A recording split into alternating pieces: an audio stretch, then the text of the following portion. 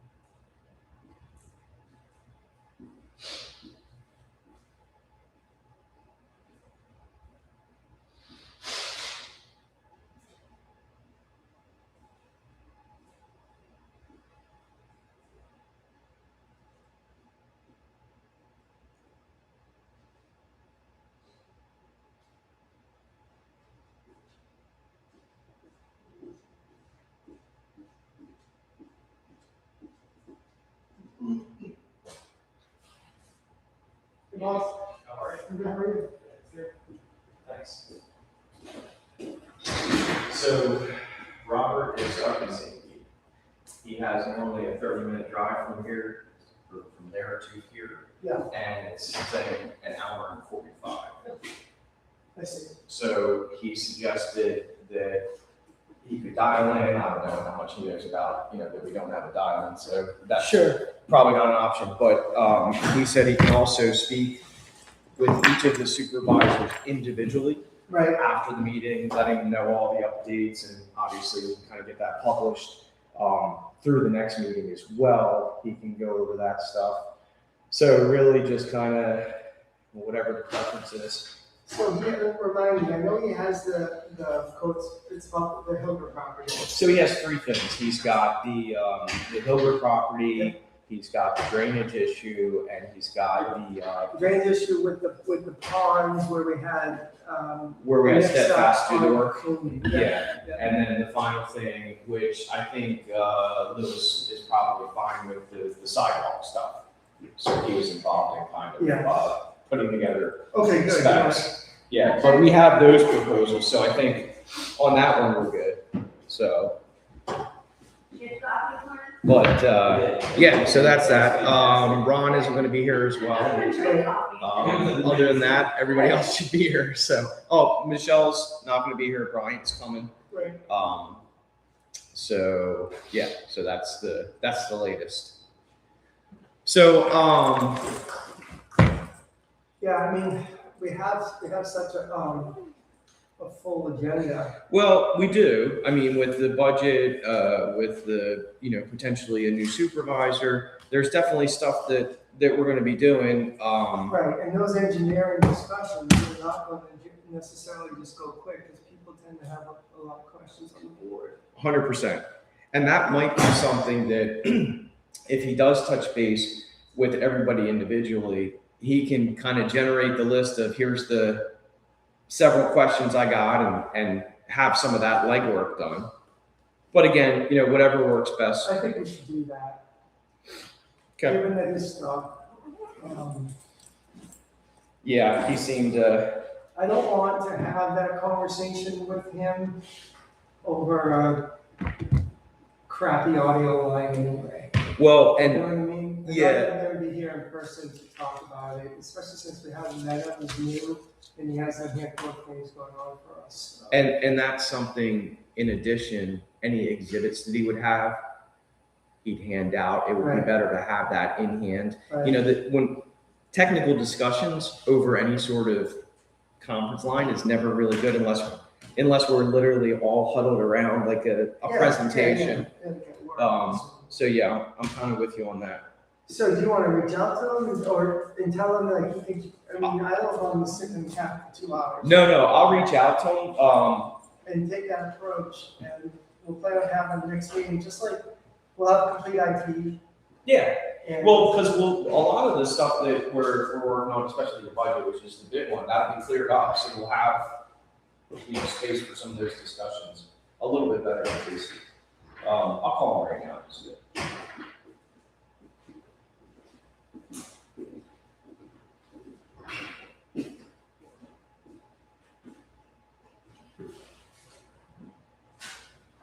How you doing tonight, Devin? I'm good, how are you? I'm good, thanks.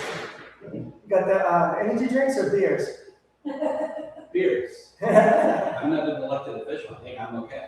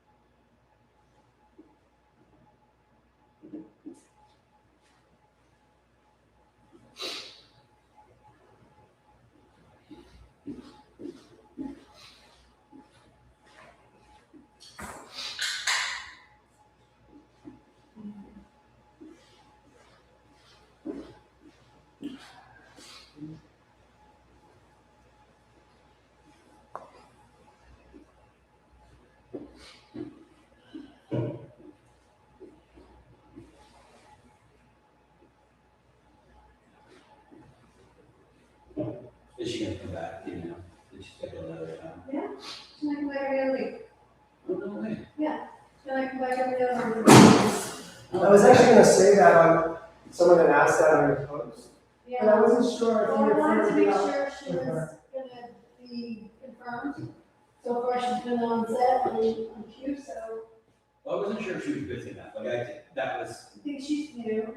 So she's like, obviously, she's here till noon, which I told her, like, if you don't mind getting to leave. I think like 10 would be an easy cut. I agree, but I think she just, at this point, she just wants to work. Okay. So I told her, you know, at any point if you decide you're not honoring business after 2 o'clock, then, you know, Yeah. just cut it off the 10. Yeah, no, it was great. I feel like both, she was here. Oh, Taiwan. Really. Taiwan is great. Yeah, about Taiwan, I know. Yeah, so I just wanted to say, she's gonna come back every other, she'll come the opposite Wednesdays or Like it's a little true, I like it. Yeah. Yeah, But I think. but I always feel like when you go over In to an the other actual- coast, and on not the other side of the globe, you literally like get used to the time change and then it's time to come home. We were there 3 days. Like, just about you're getting used to it. We were more than used to it.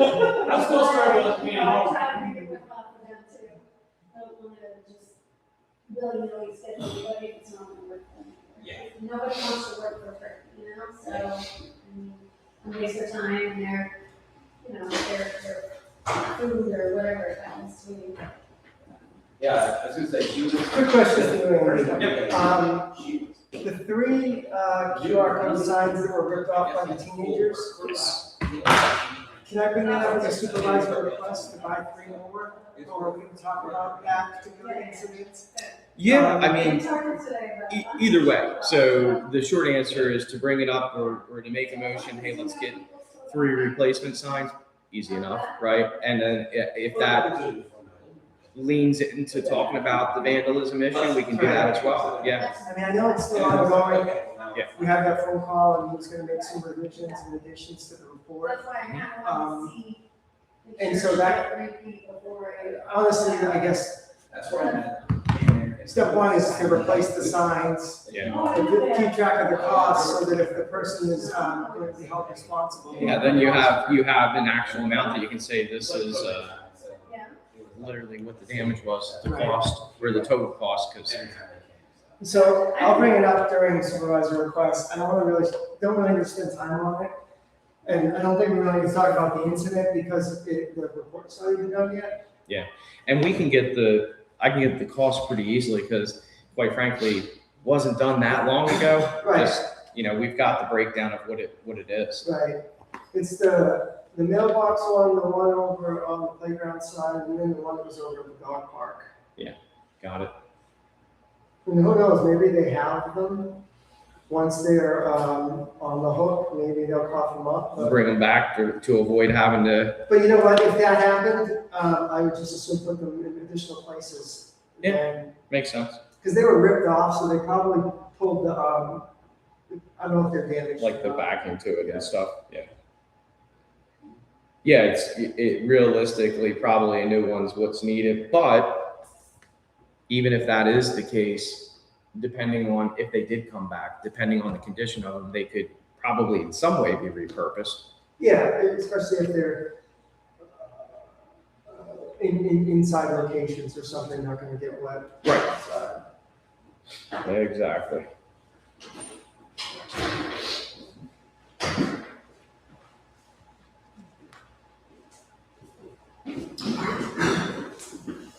Thank you.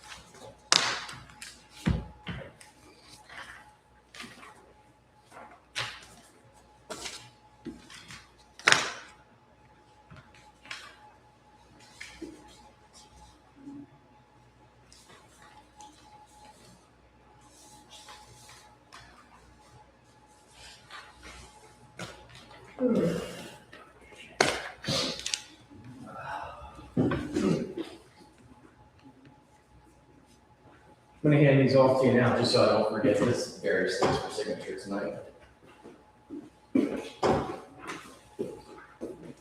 Check. Okay. Absolutely.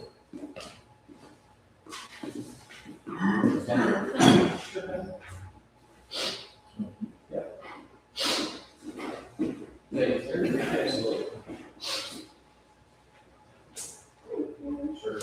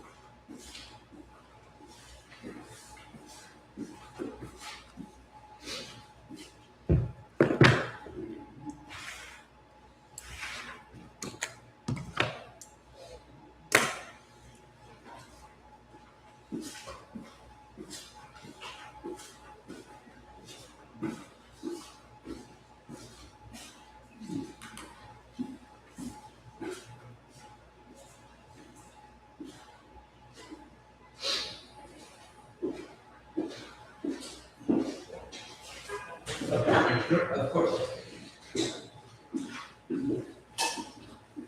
Burgess. Gordo, appreciate it. Good, good, man. It's been too long. Too long, I was thinking about that.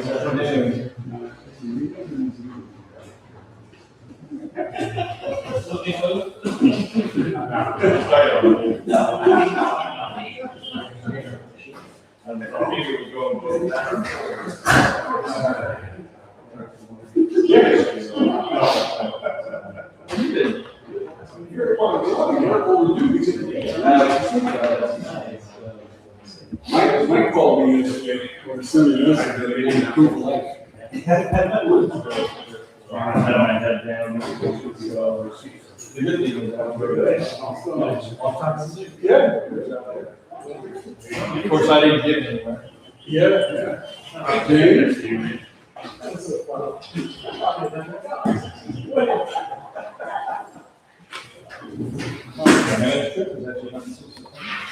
right, for the rest of you guys, we have a mic for public speaking to the screeners. What? You can say, as long as you're within the 3 minutes. Hey, listen, me and Jimmy been thinking about starting a podcast. How are you?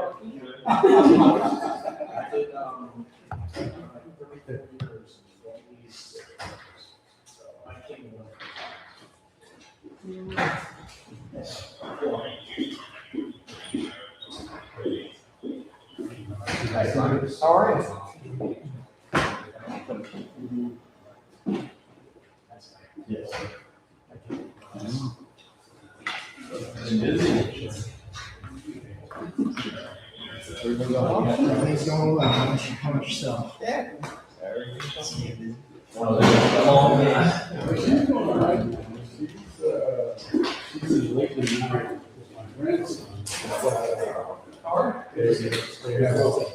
Back to school open house.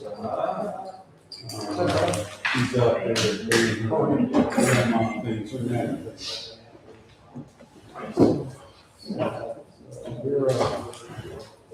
We're due to. Rain, yeah. You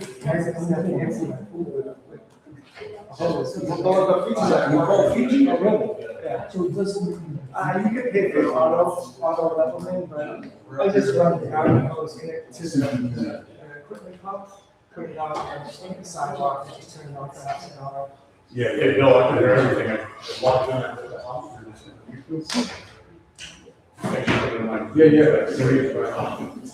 Yeah. We'll transcribe it. Okay.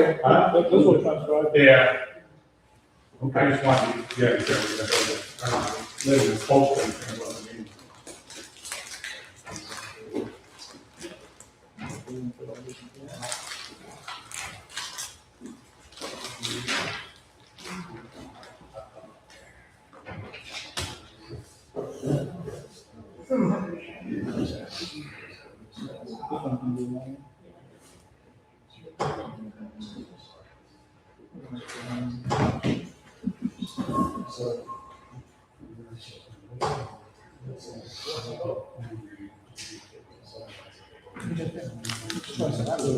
Oh, no, thanks, let me get caught. Everything's.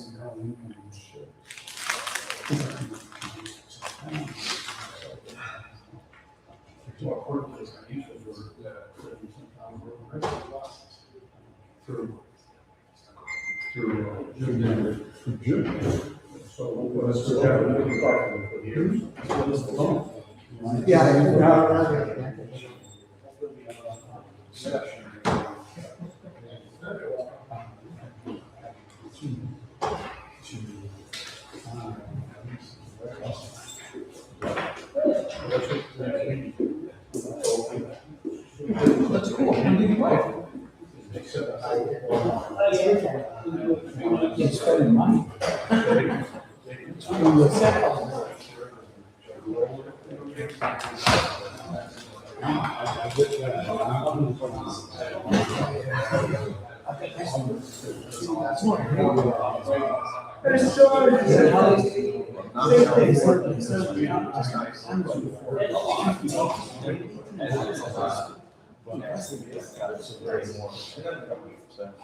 The first 2 weeks off, get it all taken care of.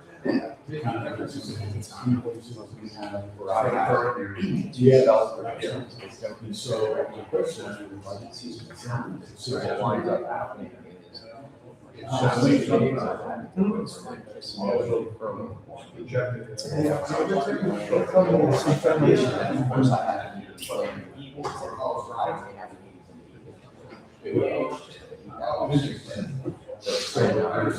changed it for next year. I'm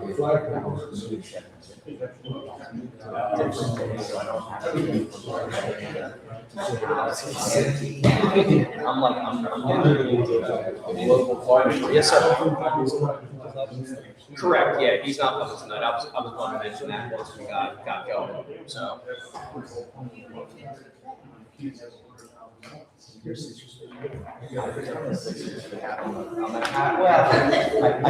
say I'm not. I'm a pretty liberal. Being a Philadelphia fan, I tweeted I'm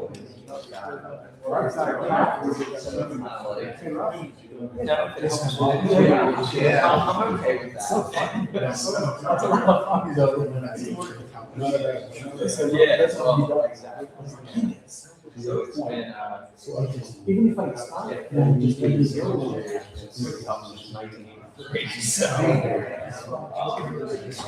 Yeah. And you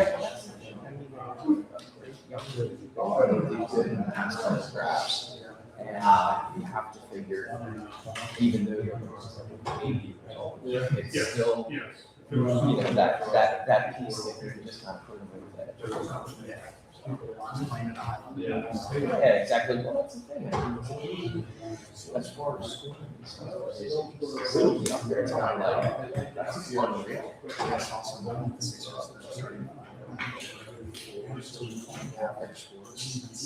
It's pretty crazy. Yeah, it'll be interesting to see. I mean, it'll definitely change things as far as stuff like that.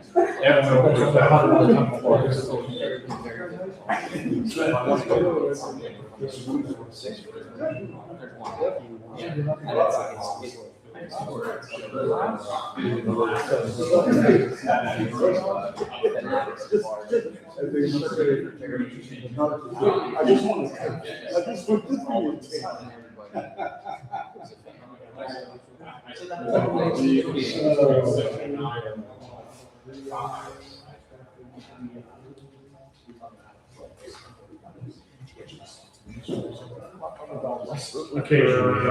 Oh, did you? By email. Yeah.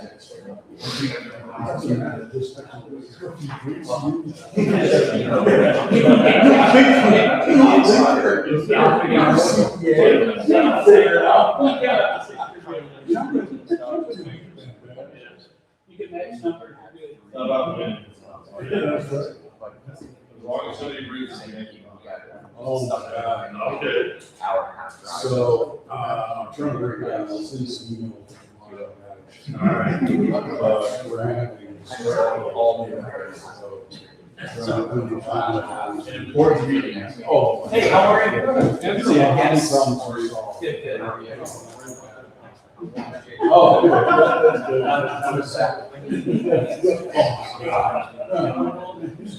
Hey. So, it's gonna be the cruiser shows. Yeah, I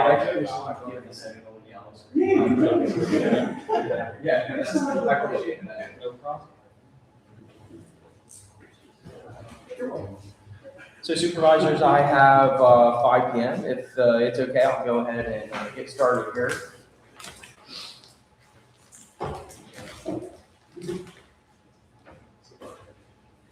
All right, this is the Eagle Point Community Development District Board meeting. It is Thursday, August the 6th, 2026. It is 5 p.m.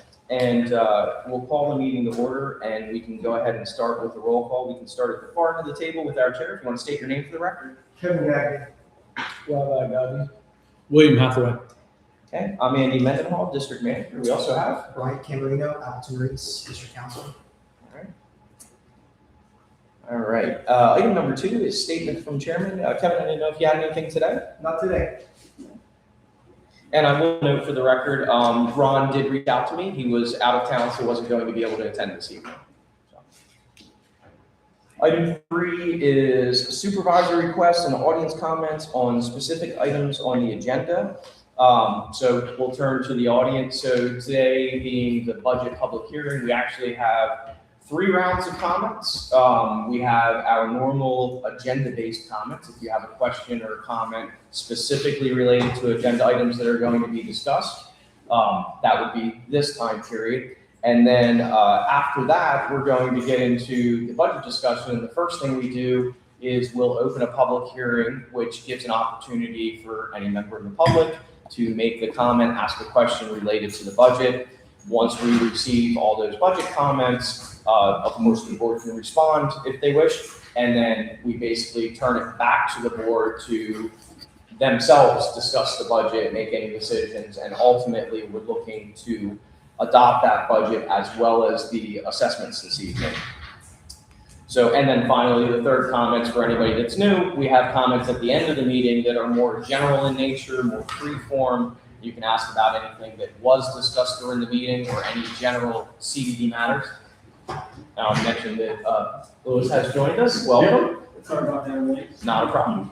So we'll go, I'll just go from front to back. And again, for anybody that hasn't been to a meeting, what we do is we have 3 minutes for anybody that wishes to speak. If you can state your name for the record, because these meetings are transcribed, we have meeting minutes, and I'll be the timekeeper. We do uninterrupted comments, so everybody makes their comments, and then if the board has any response, once we've received the comments, then the board obviously has an opportunity to respond. I'll be the timekeeper, so typically when you've spoken for 2 minutes and 30 seconds, I'll give you a wave so you know you have 30 seconds left, and that's kind of the gist of it, basically. So I will, again, I'll ask now, we'll go front to back if anybody has any general comments. Yes, sir. Good afternoon, Don Burgess, 8957 Woodlands Cove. My comments are going to relate to submitting my name for open seat on the board.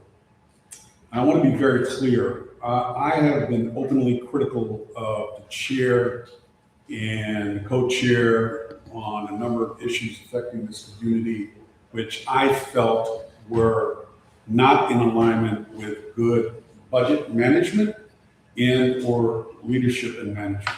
And as I stated in my email or my post today on Facebook, it's been a year since we had the landscaping crew, the management company, and our legal team fire us. And as I stated in my comments today on Facebook, that's an indicator and a warning. That says something is amiss, because in business, people generally don't walk away from revenue generating business.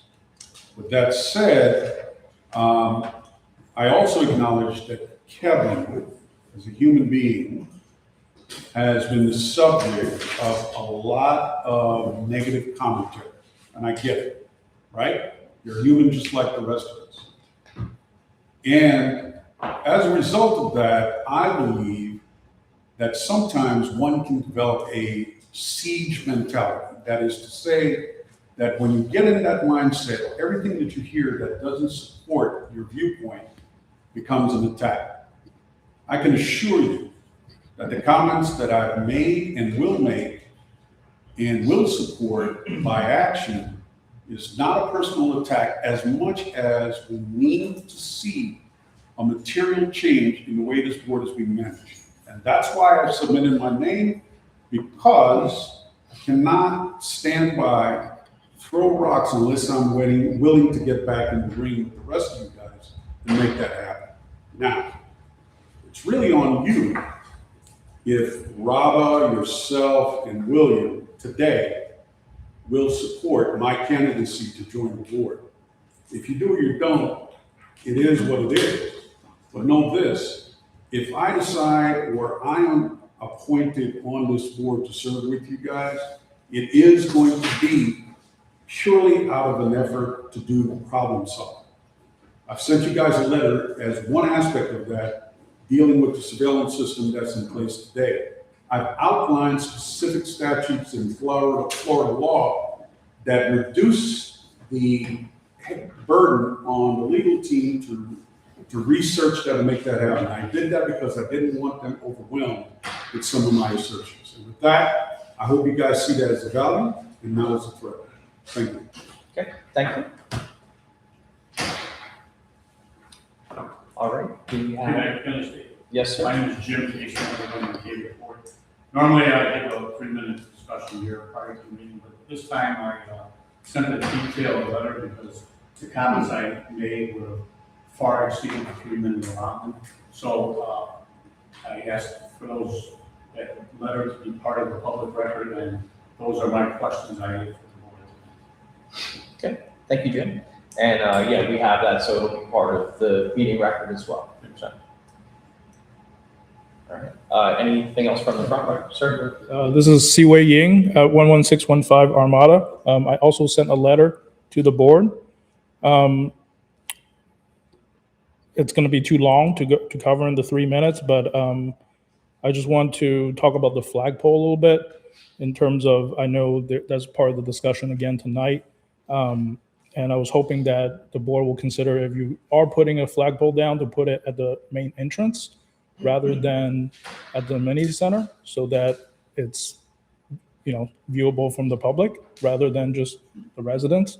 That will give better look at the main entrance and look kind of like Bayview's entrance as well, which they have a big flagpole at the main entrance. The second item is in regards to the bush replacement. Some of those bushes that are being discussed are behind my yard, and that this would be the second or the third time the district has tried to replace the bushes, and has not been successful because the irrigation has been not working. I brought it up to Rabba before, and I also brought it up to Tom when he was on the board. And at the time I was saying that those weren't irrigation lines. I'm not sure if they ever got fixed. So before you consider putting in more bushes to die, if you could make sure that those irrigation lines are working. Lastly, within the last month, as we know, it's been raining a lot. And I leave from the second entrance, and I constantly see the irrigation running during the rain. Now, for our homes, I understand that we have a rain sensor that deactivates the irrigation system when there's rain, but that doesn't seem to be the case for the district. So I was hoping that someone would take a look at that, potentially could save us some money. And then the very, very last thing, in April, you guys said that the streaming was not worth having because there was not enough participation and low attendance. And at the time, Andy also said that there was no cost associated with how things functioned as is. But now, as of last month's meeting, is now a critical infrastructure. Kevin's own words said it twice, that it was a critical infrastructure, and why volunteer technology, tech support is not good enough to continue to support that. But now the new discussion narrative is that it requires ADA Title II. Just letting you know. Okay, all right. Go ahead. Okay. Yeah, you got that.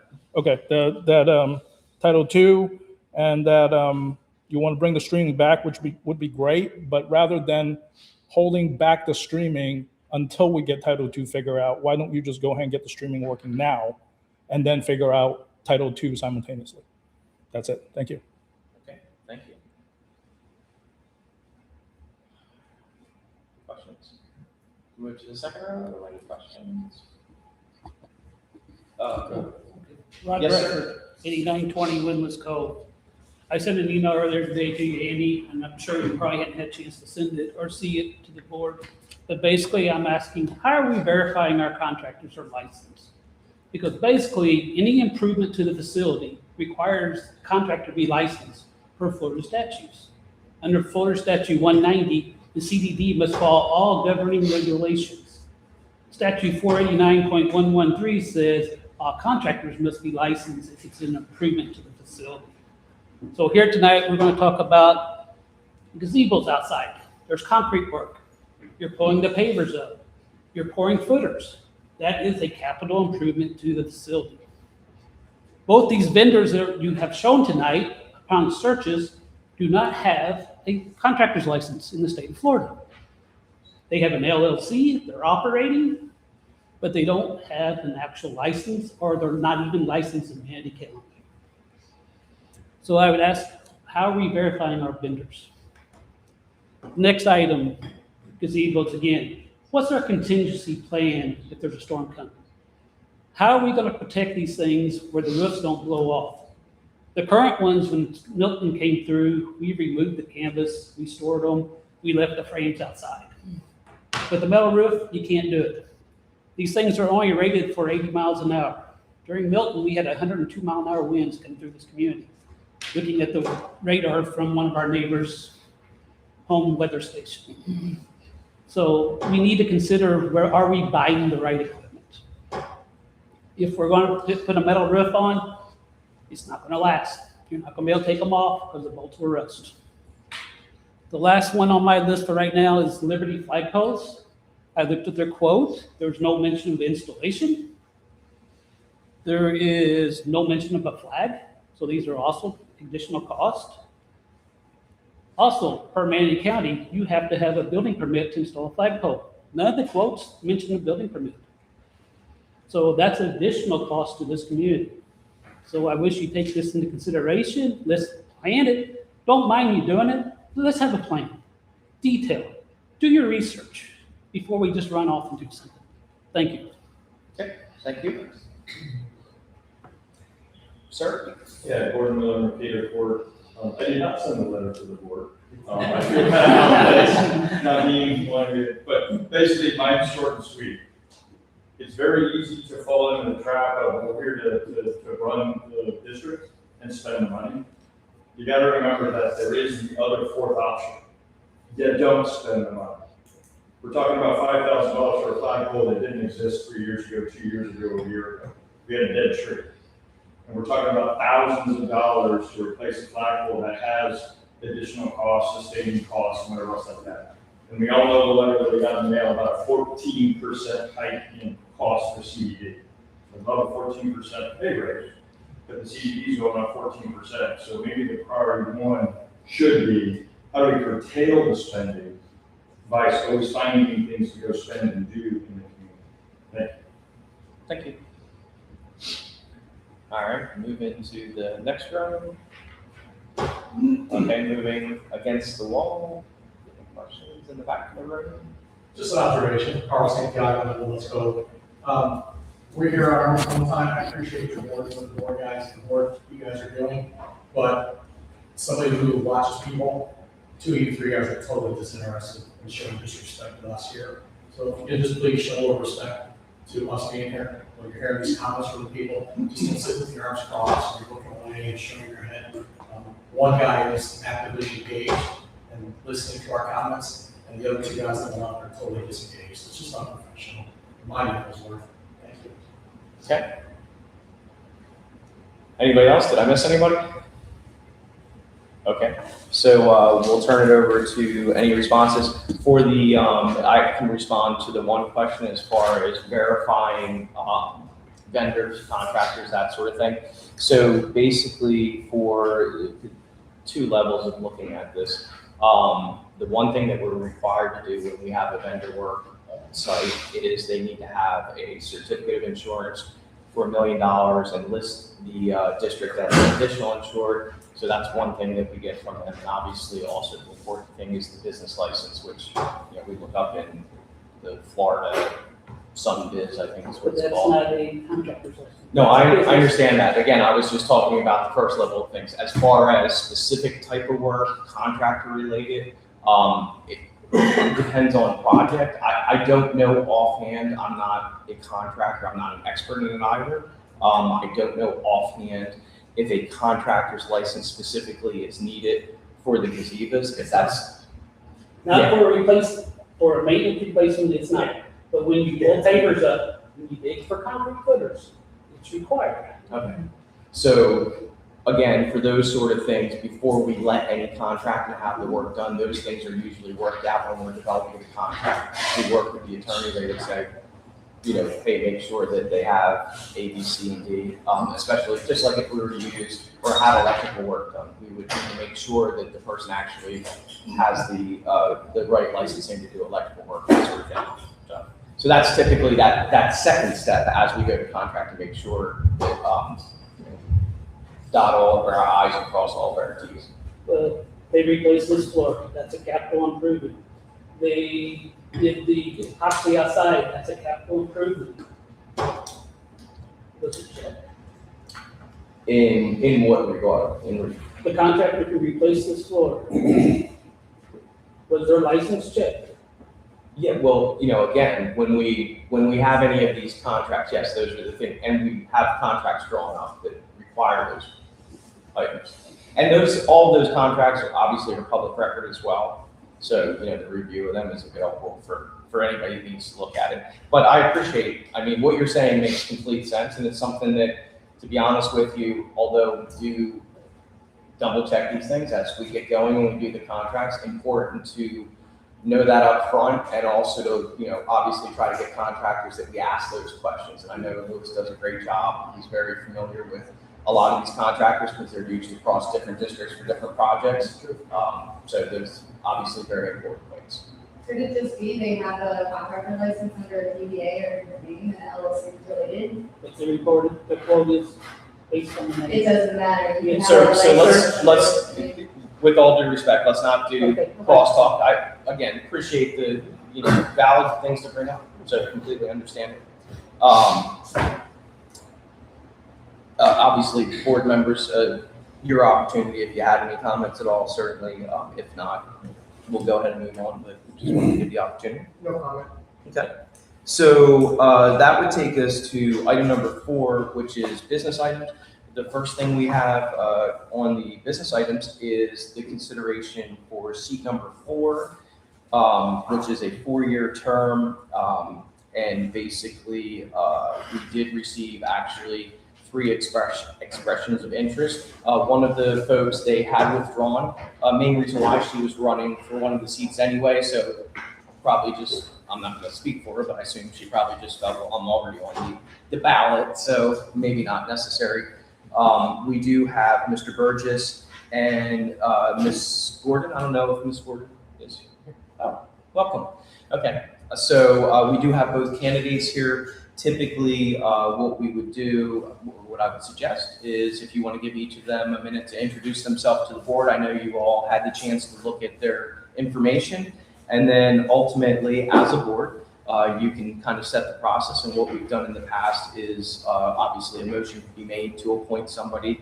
I do have an oath of office here. So if that individual, whoever it is appointed, they're welcome to take the seat this evening. I would just administer the oath. Is it 2 years or 4 years?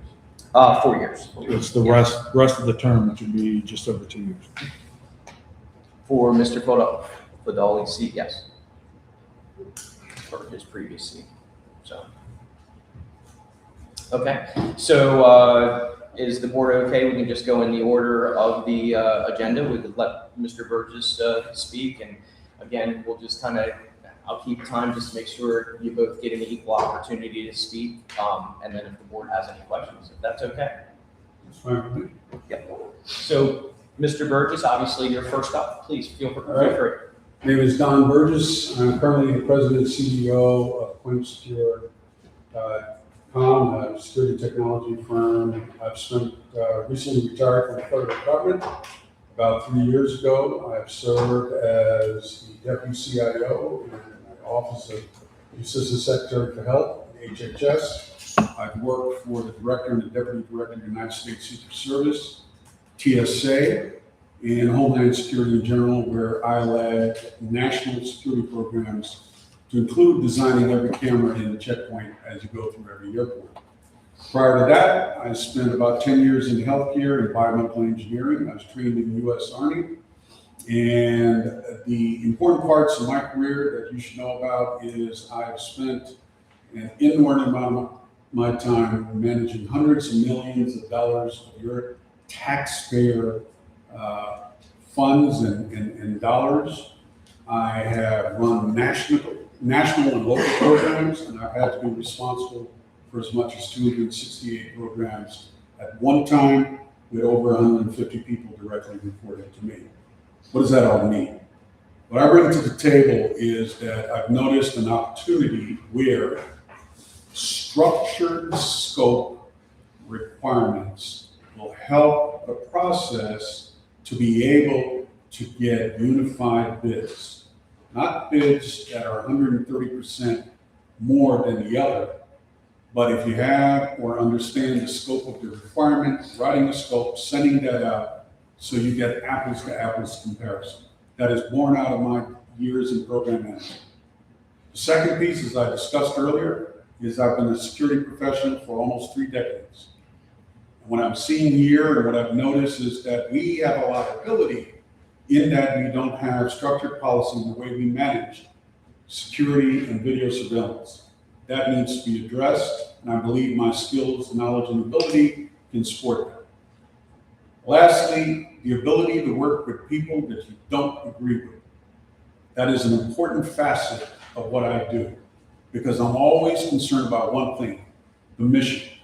Whether in the military or Homeland Security or anywhere, we did not have the opportunity post 9/11 to spend a lot of time hating on each other. In fact, the Homeland Security Committee in the 9/11 Commission report that we had a failure of imagination in the inability to work across agencies to solve problems. I think we have some problems here, and I think despite whatever grievances we may have on a personal level, I think we need to come together as a community to work to fix it. Over. Thank you very much. Ms. Gordon, please feel free to introduce yourself. Shorter than that, but my name is Cassandra Gordon. I am a licensed enrolled agent with the IRS. I own a 7-figure virtual accounting firm specializing in controller and CFO services for general contractors in the trades industry. So what I think I'm going to bring to the table is maybe a little bit of breakup in the masculinity that's going on between the board and, you know, the community members and everything going on, but also being able to kind of help with the financial aspect of it, as well as being able to translate that to the community in a way that they can understand and not just blatant numbers kind of thrown out there, because I think that seems to be the biggest issue, which also is an issue for me, you know. But being able to kind of translate everything in a way that's not just direct and general and answer some of those questions is just kind of something I'd like to contribute almost voluntarily in any kind of way. I don't have a campaign. No, thank you, appreciate it. Okay, so board members, I'll turn the discussion back over to you. If you haven't have any questions or want to discuss amongst yourselves. And again, I would suggest the easiest way to handle it, if the board has an inclination to appoint this evening, you would probably just want to do that via motion. I motion to appoint Don Burgess. Okay, so we have a motion, and do we have a second? Second to discuss, right? Sure. Okay, and discussion. I'll appoint Cassandra. There's nothing to discuss. Yeah. Well,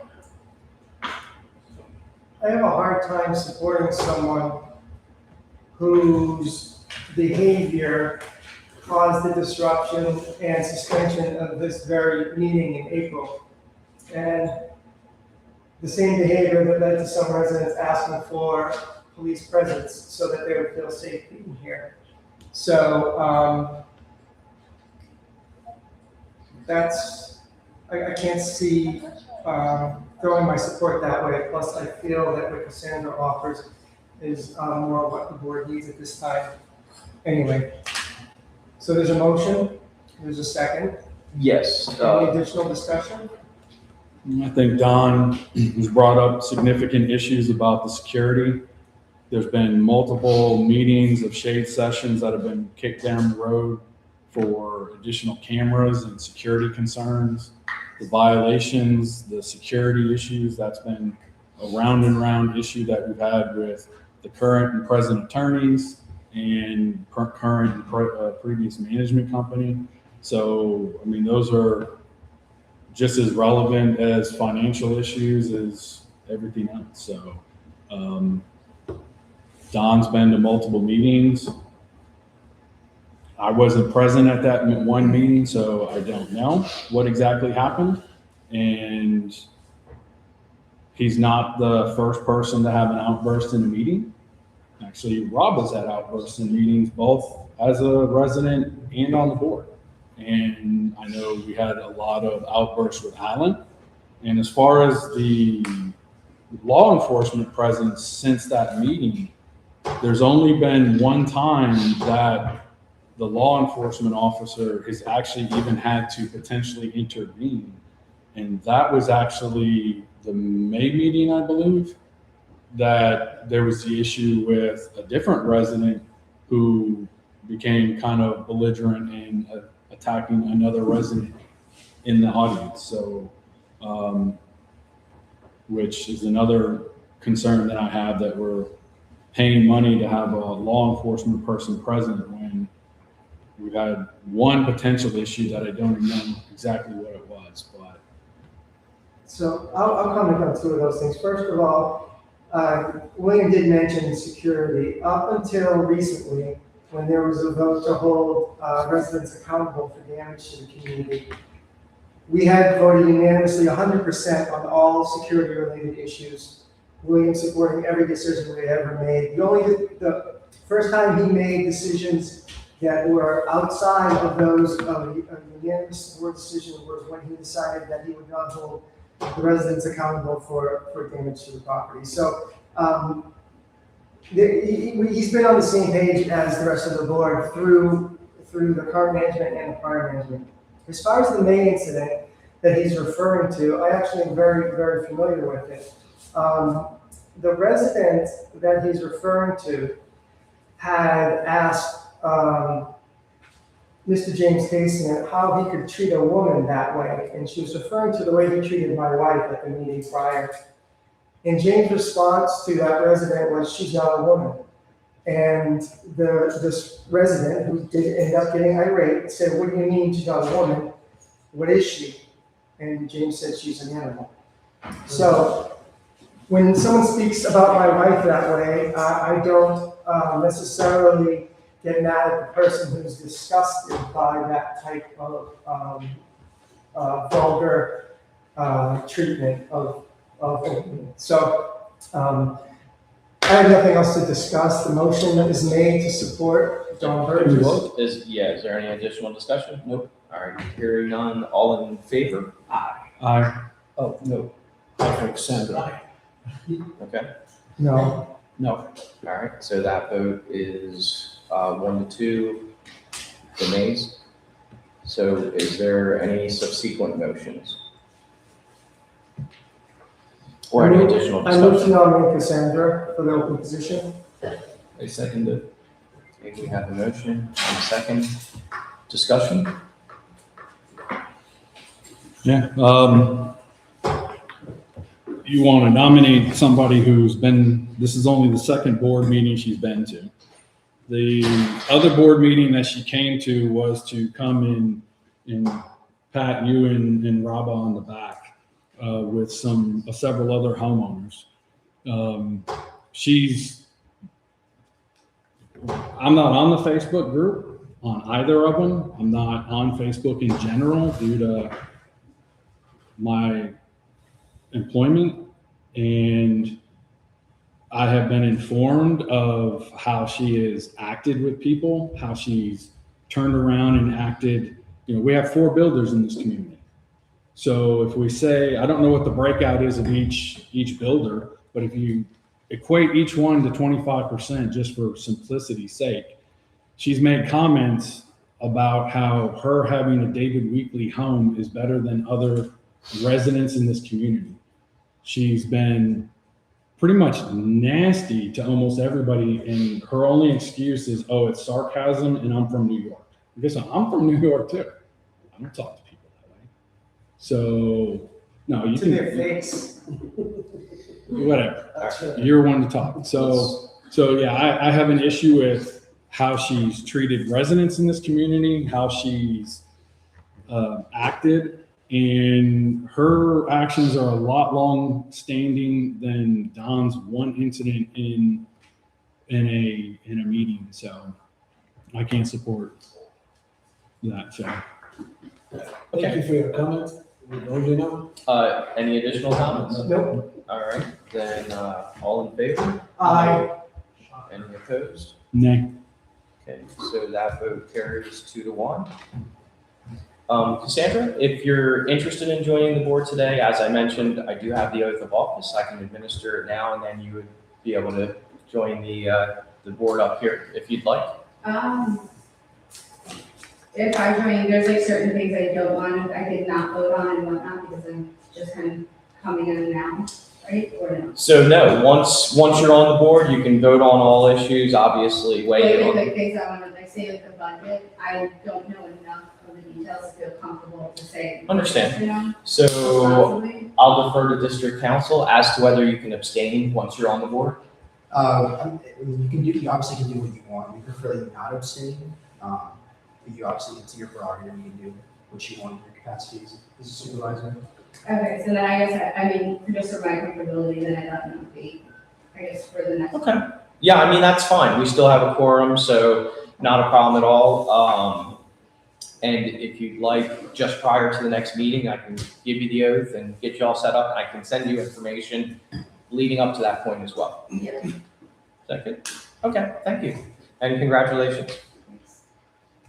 Okay, so we'll move into item 4B, which is consideration for adoption, resolution 2026-09, adopting the final budget for fiscal year 2026-2027. As I alluded to earlier, the one key point of this evening is not only to adopt the budget, but also to have the opportunity for a public hearing for any resident questions or comments related to the budget. So there was, at least for now, there is an increase built into the budget. When we have that circumstance, a letter goes out to each resident, giving the details of that increase and some additional legally required information. But this is, again, the opportunity for any of those residents to, of course, weigh in on the budget and give some thoughts and comments.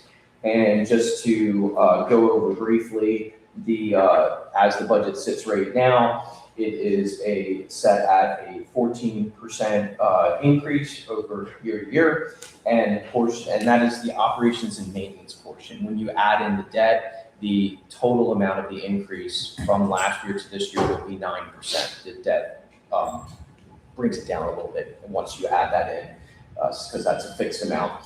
So the dollar change is $285 per year. So on a monthly basis, you're looking at about $27, $28 roughly for residents, just to give the additional information. And all that being said, I will ask for a motion to open the public hearing. So moved. Okay, and do we have a second? Second. Seconded. Any additional discussion?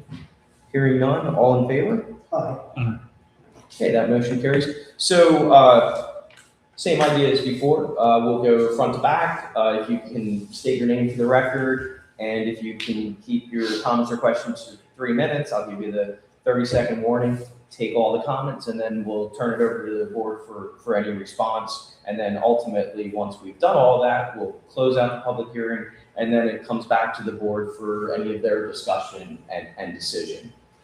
So, okay, so we'll start at the front again. Mr. Casement, did you? Jim Casement. Yeah. From K Report. Sometimes I feel like anytime I make a comment here, it's like effort and fruition, because everything I say is totally ignored by everybody that's supported. Every time I write a letter, everything.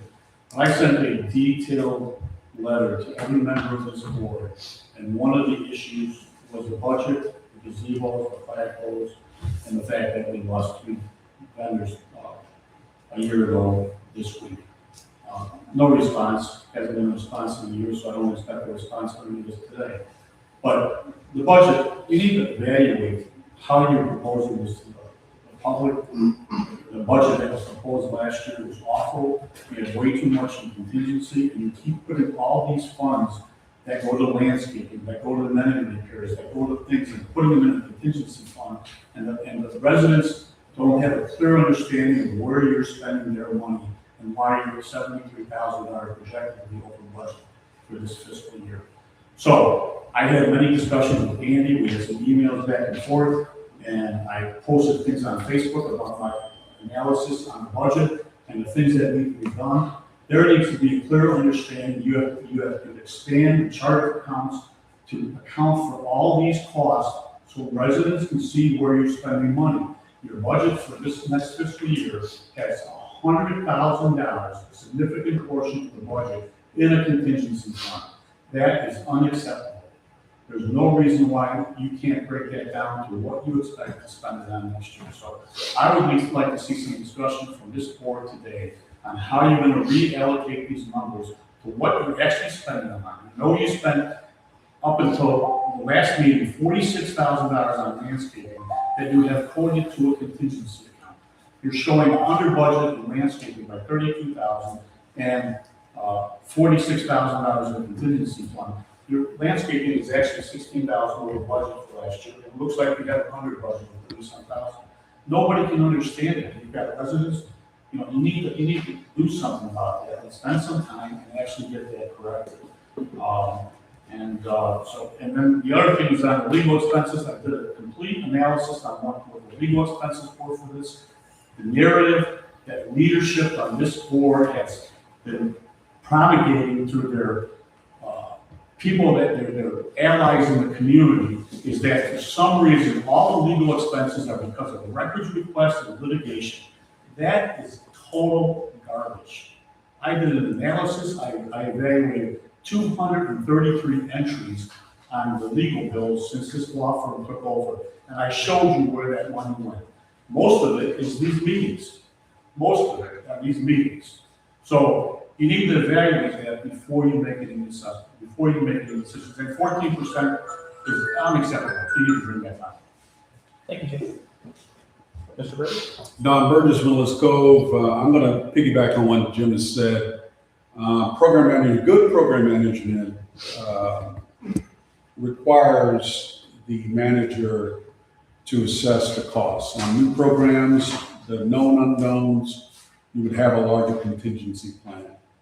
When you're working with known entities, functions, and operations like the one we have here in the district, you don't ever want to see a variation of more than 5%.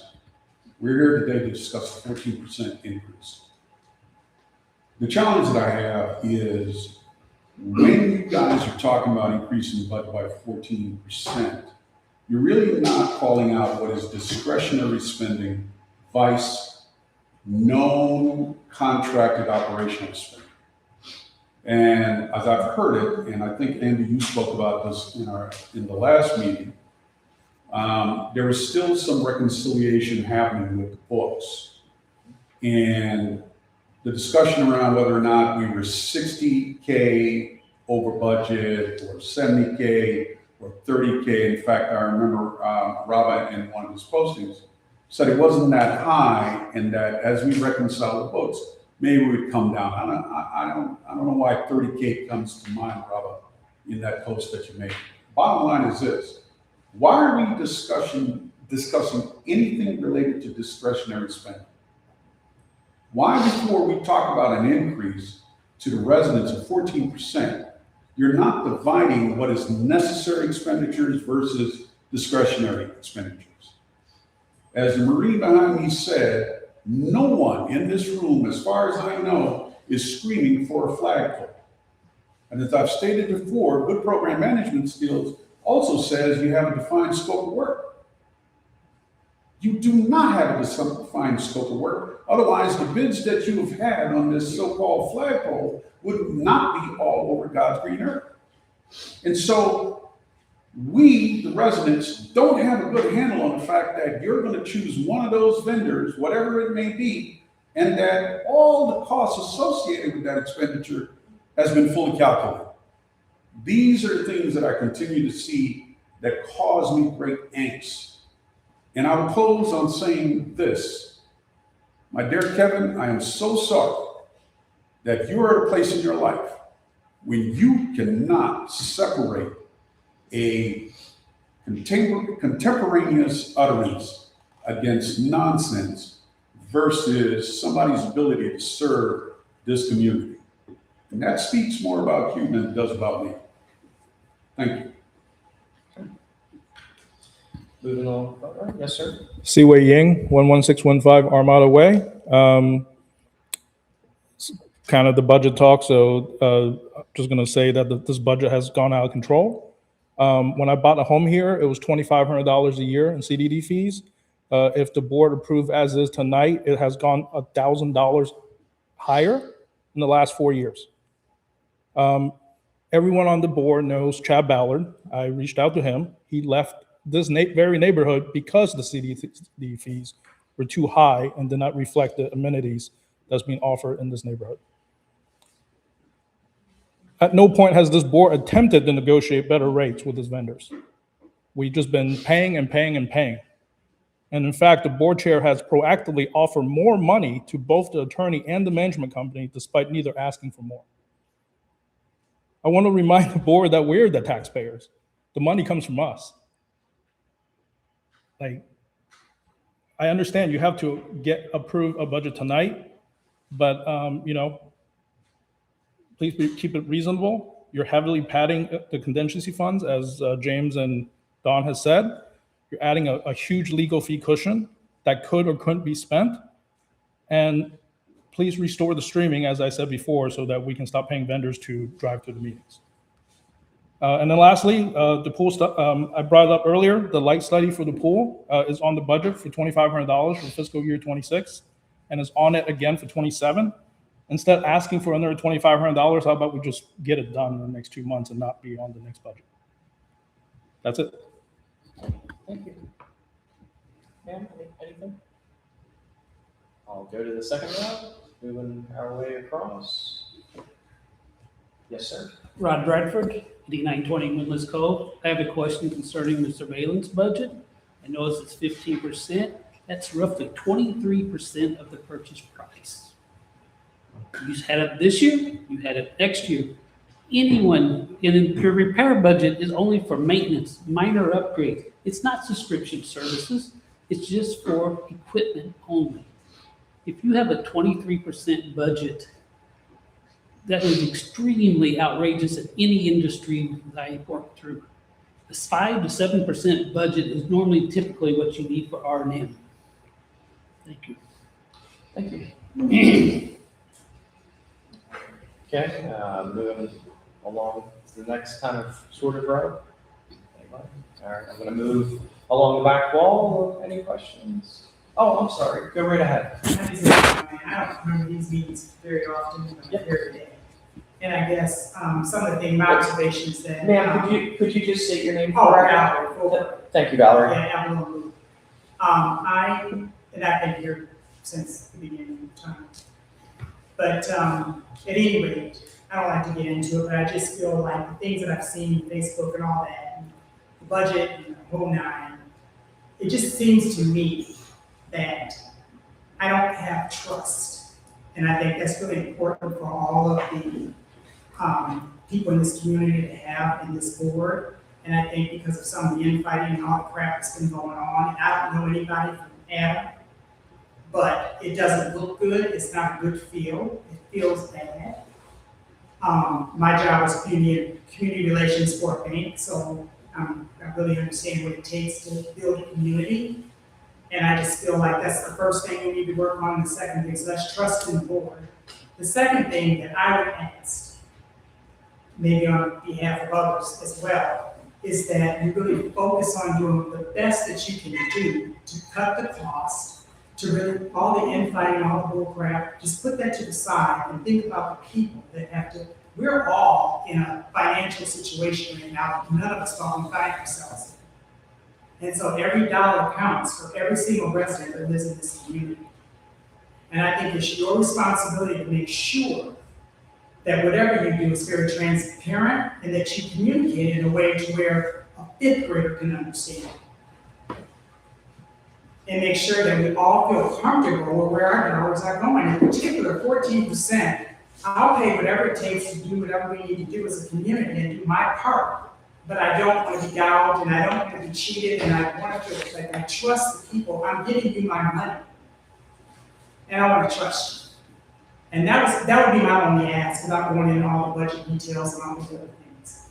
And I'd like to get to come here and feel good about being in this meeting and feeling like we are together, really all of us, trying to work to make this the best community that we can now. It's fully built out and everybody's here to make it the best that we can make it. So thank you for letting me make that comment. I really don't know if I added a lot of value, No. in my own opinion and my own thoughts. But I just wanted to say that. Thank you for your time that you spend on the board. I know it takes a lot. You know, I don't want to get bored because I don't work that hard. I'm tired. So I appreciate your work and effort. Well, thank you. That's all I ask. Appreciate the comments.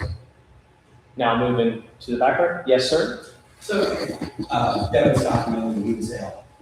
So, the young lady that just got appointed to the board, I believe she said she's an accountant.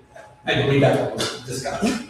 So, and again, I don't want to sound crazy here, but if we just appointed someone, and I understand you're not wanting to do that right this second, can we not put the budget talks?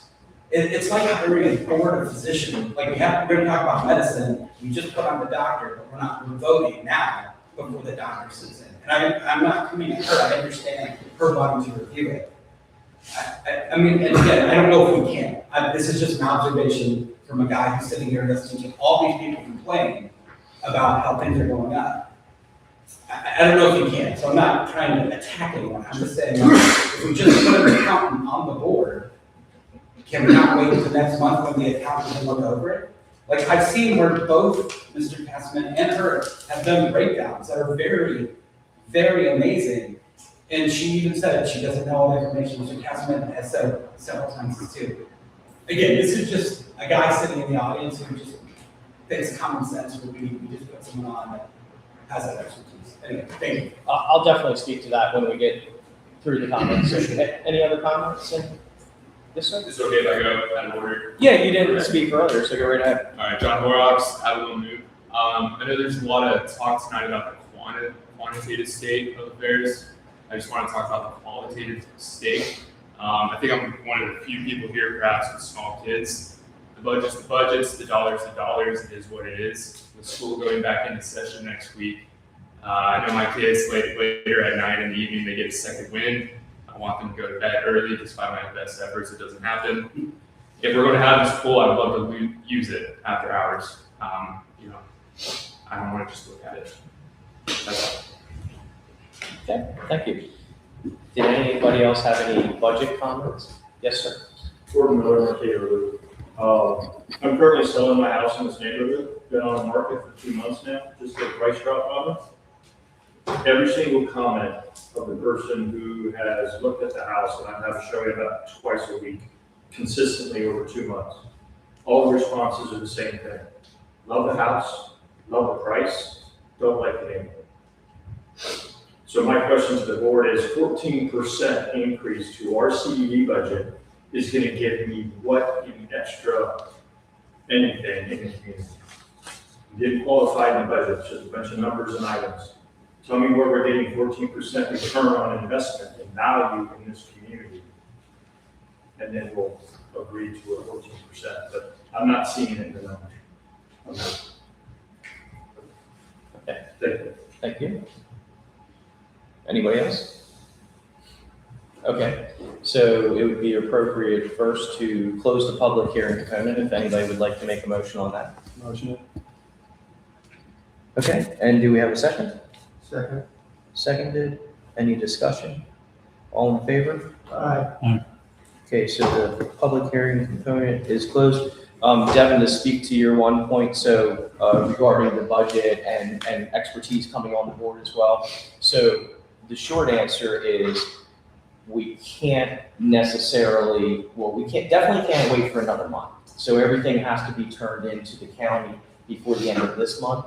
We also advertised public hearing and set the date, and letters went out the date, that sort of thing. So the only option the board would have, if we're going to go into the specifics, is a board could potentially continue the adoption of the budget. They could say, hey, we're going to continue this meeting for purposes of adopting the budget. They would still have to do it by the end of the month, all that good stuff. So that's the technicality of it. As far as, and I'll just tell you because I've had this situation before where we've had new board members come in at key moments like this, right? During budget season, you've got expertise, but also with other big decisions and stuff like that. The one thing is, whatever the board adopts tonight, whether it's an increase, no increase, some other increase, whatever the case might be, once the budget is adopted, this board, as well as their newest member, are going to have the opportunity to work within the parameters. So we always look at this as a high level. And I sit on the board myself. We had a 10% increase in my district, which, you know, I have to pay it just like other residents, and I have to sit on the board and explain why and all those sort of things. So I totally get it. But once the board, whatever level it's adopted, this board and its newest member will have the opportunity to work within those line items if they need to move things around or make adjustments or have some frank discussions about different line items. They'll be able to do that as a group and modify as necessary. They won't be able to go higher, but they'll always be able to work within the line items they had. To some of Jim's points, I reviewed, and I know we spoke about a couple line items.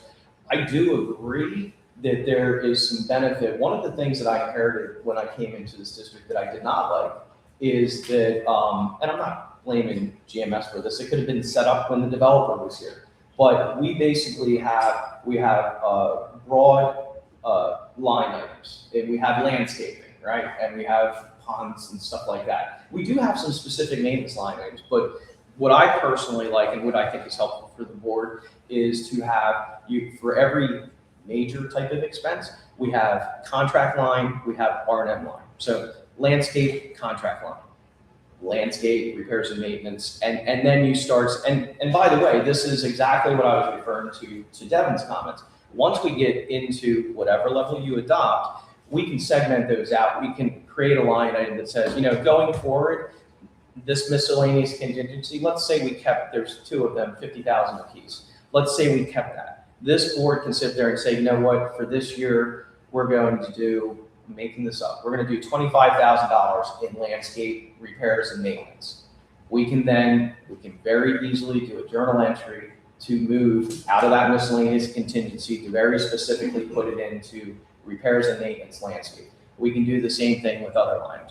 The reason why, to go to the point of how things are booked, because I struggle with it as well, because a lot of things are booked towards miscellaneous contingency, and it's for exactly that reason. We inherited a budget that had certain line items. So I've tried to, what's important to me is make sure we're paying the correct contracted amounts. So when I do see the landscaping line item that you see in the financials every month, it is essentially the contracted amount. And unfortunately, that means the other landscape stuff, yeah, it's down in contingency, which is not the best way to display it, but I wanted the integrity of the landscaping contract so that we know we're not overpaying for a contracted amount. And we can still, as those that have requested it, as well as the board members have seen it, at any given moment, we can run a general ledger on any of these specific line items. So as much as contingency is a catch-all, we can do a general ledger on everything that's been booked there. And even as Jim has done, we can look through and say, well, this is landscaping, this is a capital expense for the floor and those sort of things. So it's an additional step that I think we all would prefer not to do, but we can get to a better spot as far as being able to categorize and code things more intuitively. And that's one of the things that we can do as we move into once whatever the budget is adopted, we can do that. And obviously with the help of our newest member, some expertise, I'm sure she'll have some insight into good ways to track these things, and I look forward to that. So I just wanted to make that comment about kind of some of the bigger budget questions that have come up. As far as the increase, I'm going to turn it to the board. Now they're going to discuss from their perspective, and if they have any responses to the questions. Again, right now you're sitting at a specific increase that, again, we adopted similar in my community, and I get it. Sometimes, if I'm to give you my honest opinion from coming in here from being completely separate, I walked into here and you guys have a wonderful community. I will say the budget, in my opinion, just my opinion, was too low. So I don't know if it needs to be 14% higher. That's certainly, we can talk about that. But I can tell you that the budget that was set up was not adequate for what you have.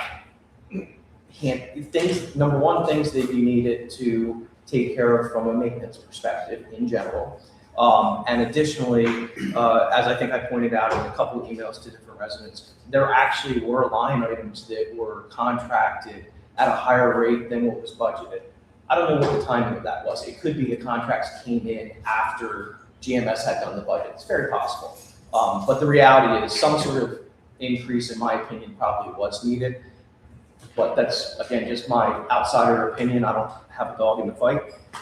So I'll stop talking. I'll turn it over to the board. I want to answer some questions from several gentlemen in the back. I remember I seen your post on the Facebook page, and the 2 comments you have from the people visiting your house is people parking in their driveways. I don't know what we can do about that. I mean, it's your driveway. You can park in your driveway.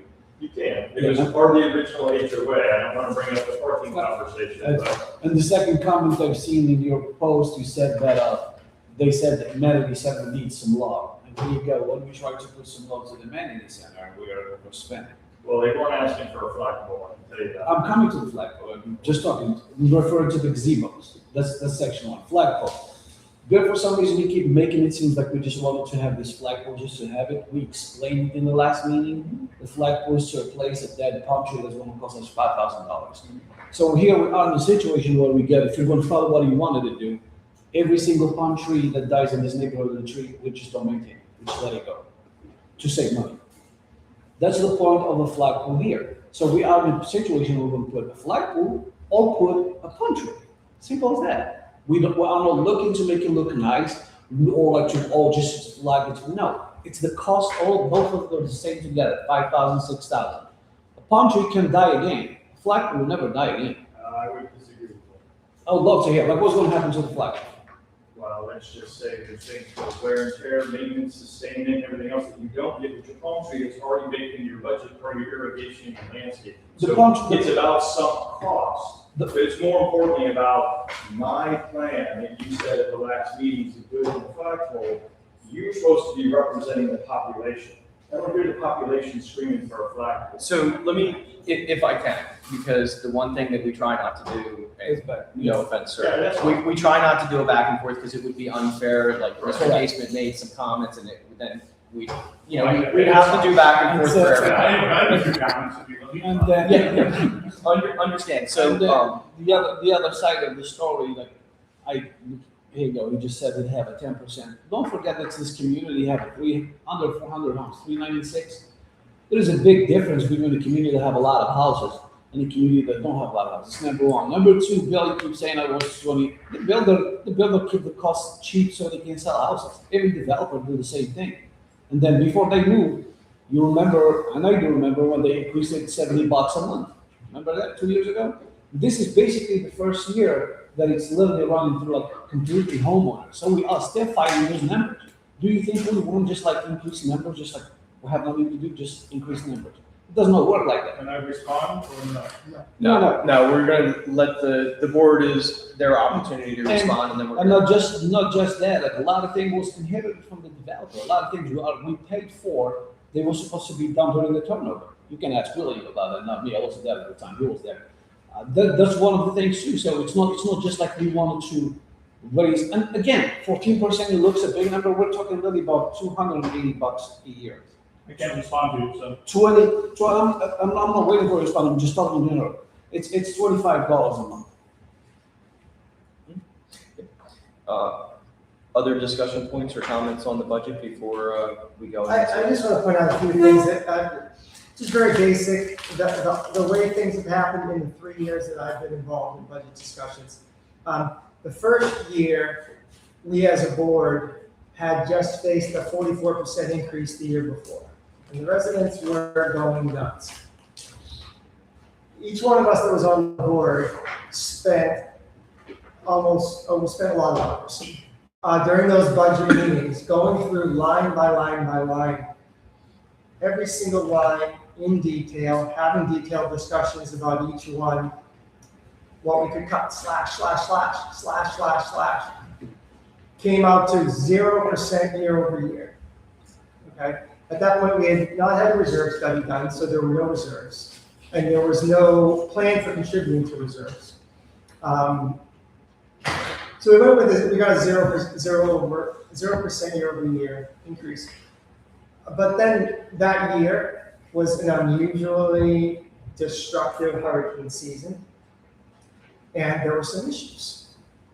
And of course, all we took was heat for that because we didn't budget enough, we didn't charge the residents enough money to pad the budget so we could handle a hurricane, blah, blah, blah. So going into the next round was with GMS. I said to them during this period of time, preparing the budget that you inherited, Andy, I said, look, we spent the previous budget discussion going through line by line by line, and maybe we didn't do enough, put enough away. But I'm relying on you as a manager, not you, the GMS manager, to explain to me, do you have accountants that are analyzing what we spent year over year and providing us recommendations of what our budget should be? Absolutely, they have a team of accountants. It is our job, was what we were told by GMS, is to evaluate all of those things that happened the year before, what's happening in the period that we're leading up to preparing this budget, what projections they may be able to know because of the industry and construction and whatever was going on in these various areas that we deal with, and provide recommendations. So they said explicitly that the budget that they were proposing to us was a solid recommendation by professionals engaged in doing this for a living for community CDDs, management and accountants. And still, Andy, you found some very basic oversights in their accounting, unfortunately. And so here we are now again, and you have identified very clearly what issues were sort of oversights that they just recommended the wrong number to us. And also just what the changes were, what actual costs have changed since you got on board, and we're matching those up with the proposed budget. So my assumption, and I'm just asking you the same question I asked GMS, is that you guys have actually done something towards contributing to what this recommended budget is. Your accountants and you as a manager and your experience with this process in the CDD. Yeah, so, we basically look at three things, and that's between the accountants and myself as the district manager. We look obviously at how things are trending in the current year. We look at any, we always call it wish list items, which is, we want to do this and that project next year. We want to work on landscaping or work on the fountain or something like that. So we look at that, and then finally we look at, of course, any contract changes. I deal with the budget in my own district, very similar. So my process, I use the same process here that I use there because I know the importance of being responsible for the numbers, both from the management side as well as where you guys sit. And I certainly understand from the resident perspective, that's why I basically mentioned I get it. Sometimes we have situations where we have increases, and that's kind of from the perspective of where you guys stand right now. As I mentioned, I do definitely think my recommendation is you do definitely need an increase. If you were to reduce it, then the difference becomes there are projects next year that you probably just want to do. You would table them, so to speak. So if you said, hey, we're going to, and I'm making this up, if you said we're going to cut out $25,000 to bring the assessments down so it's not the same percentage. Well, that's basically, that is money off the table as far as any projects you want to do next year. The one thing I think we've learned this year, because you as a board have done some projects, got some things done, overdue things that need to be done, right? There was a lot of landscaping work that arguably needed to be done. It's expensive.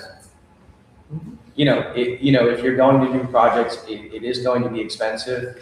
Having, $50,000 in 2 contingency buckets, unfortunately, you'll be surprised how quick that goes if you do want to do improvements for your communities. Just the nature of the beast, unfortunately. Plus, I would also note that one of the projects that's coming up with engineering has to do with a resident backyard drainage situation that occurred during that hurricane. And it's something that is on CDD property and we have to address. And so some of those things, those are the kinds of projects that we're talking about needing to be able to fund when they come up. I would ask you, do you feel as though we have a large percentage in this budget that is assigned towards a wish list and discretionary spending, or are we basically covering the cost of our current contracts and maintenance of this community to keep it at the standard the residents expect? So from my perspective, I think that you're definitely covering your existing contracted and regular maintenance stuff. We made sure of that. That's easy, and those are tangible numbers we can see. So that's definitely covered. The little bit of the unknown, and again, I'm just kind of going with the 100,000 that's in the 2 contingency buckets. I think, 2 main things are going to happen with that. You're going to be able to do a certain amount of projects. I do think that those dollars are, a fair amount of them probably is going to be eaten up by erosion repairs. When you have one main erosion repair issue right now. Unfortunately, I've done enough of these, and I've seen that one. I know the scope of it. You're probably looking anywhere between a $15,000 and a $50,000 increase, or not increase, expense rather, and it could be more. Hopefully not, but the reality is that type of stuff, if they have to go in, if they have to do armoring of any sort or put riprap in, stabilize the shoreline, it's expensive. That stuff's expensive. So, if you only spend 20,000 on it, that's still a big chunk of the overall, we'll call them additional funds this year. And the reality is, in a perfect world, we'd be putting a little bit away every year for stuff like that, because there's always a potential that you get a major pond issue, which costs 75,000 or 100,000. And those are the sort of things you want to protect against. And long term, you are going to have reserve type of expenditures, whether it be the amenity center itself, whether it be the pool, whether it be the roads. Those are all, these things are going to be cascading. And the community is still young enough, but we will have to start, and I know you have the reserve study and we have dollars in reserve, but we will have to start looking at it more wholesale, and just to make sure that, and your engineer will get involved in that, can kind of lay out that plan to say whether we're ahead or behind. Right. I don't think the reserve study covers those kinds of erosion assets. No, it definitely doesn't. Right, exactly. Yeah, your reserve study is your vertical assets. It's not going to. It's not going to include your roads. It's not going to include your ponds, and your roads are going to be your biggest expense. I mean, we're going through a road project in my community right now, and it's fortunate. We're delaying some of it, just praying that gas prices go down, because petroleum costs are a direct contributor. Right. And that erosion issue wasn't the only drainage/grading wet area that was expressed as a concern behind houses that we kind of put. So let me ask you this. Yeah. When we have bids from vendors, are we considered, I mean, I know the answer, but just want me, are we considered as put it this way, like individuals, or is it a commercial? Are we considered a commercial? The vendors definitely look at you as a commercial situation. That's why the prices are not the same as individual homes. Yeah. Oh, yeah. No, it's definitely looked at as, number one, they have some additional costs with you as being a governmental entity. Even just providing the insurance certificate, it's a minor cost for them, but they build that sort of stuff in. They build in certain protections because they're going to have to sign a specific contract with you and stuff like that. But again, that's why, number one, we work with enough vendors that we try to get the folks that we know are good and the pricing is good, but we also always have the opportunity and try to get multiple bids. So. Okay, I have nothing else to add. Anyway, again, I'm not necessarily saying you need to do an increase or you need to do this level, but if I'm to give you my honest assessment, I think it's a safer approach. Knowing that increases are not great or liked by anyone, I get that, but I'm just being transparent I because understand. I've no dog in the fight. I seen the criticism when it was zero increase, it was no less than the criticism right now, to be honest with you. Well, to start off, since we're already discussing, but to kind of, if we have any additional discussion, we probably should have a motion to adopt Resolution 2026-09, adopting the final budget, and then you guys can talk about exactly what that means as far as level and everything like that. If anybody would like to make that motion. Okay. So this is just to open up the discussion about the budget, right? Yeah, we should have done it before the discussion, but for any Sure. additional discussion, how about that? So moved. Okay, do we have a I'll second? second. Seconded. Any additional discussion? I would rather to have some now than struggle later and get along with it like that. And let me just throw this out there. I mean, from an accounting standpoint, let's say that at the end of the year, that of the next fiscal year, that the operating budget is under, and there's so 50K, one of the pots wasn't spent. And everything looks good, obviously, for the year after with contracts and whatnot. Can you take an amount, let's just say it was 50, and if our recommended contribution to the overall reserve was 93K again for that fiscal year, can you shift that money and contribute only 40K to the reserve? In other words, you had extra money, so you budget less for the reserve, but you still put the full amount in there. Essentially, that's my question. Yeah, you can definitely do that. So the reserve amount is a suggestion. And you, in addition, as a board, you always have the ability at any time to reallocate funds that might be in reserve. Right. If you said, hey, we've got this emergency, we have a clubhouse reserve. Some communities have specific reserves. Right. We have a clubhouse reserve for 100,000. We just had a pond fall apart. Right. By motion, you can say we want to utilize the money from the clubhouse reserve to go fix the immediate concern of the pond. So you always have that ability.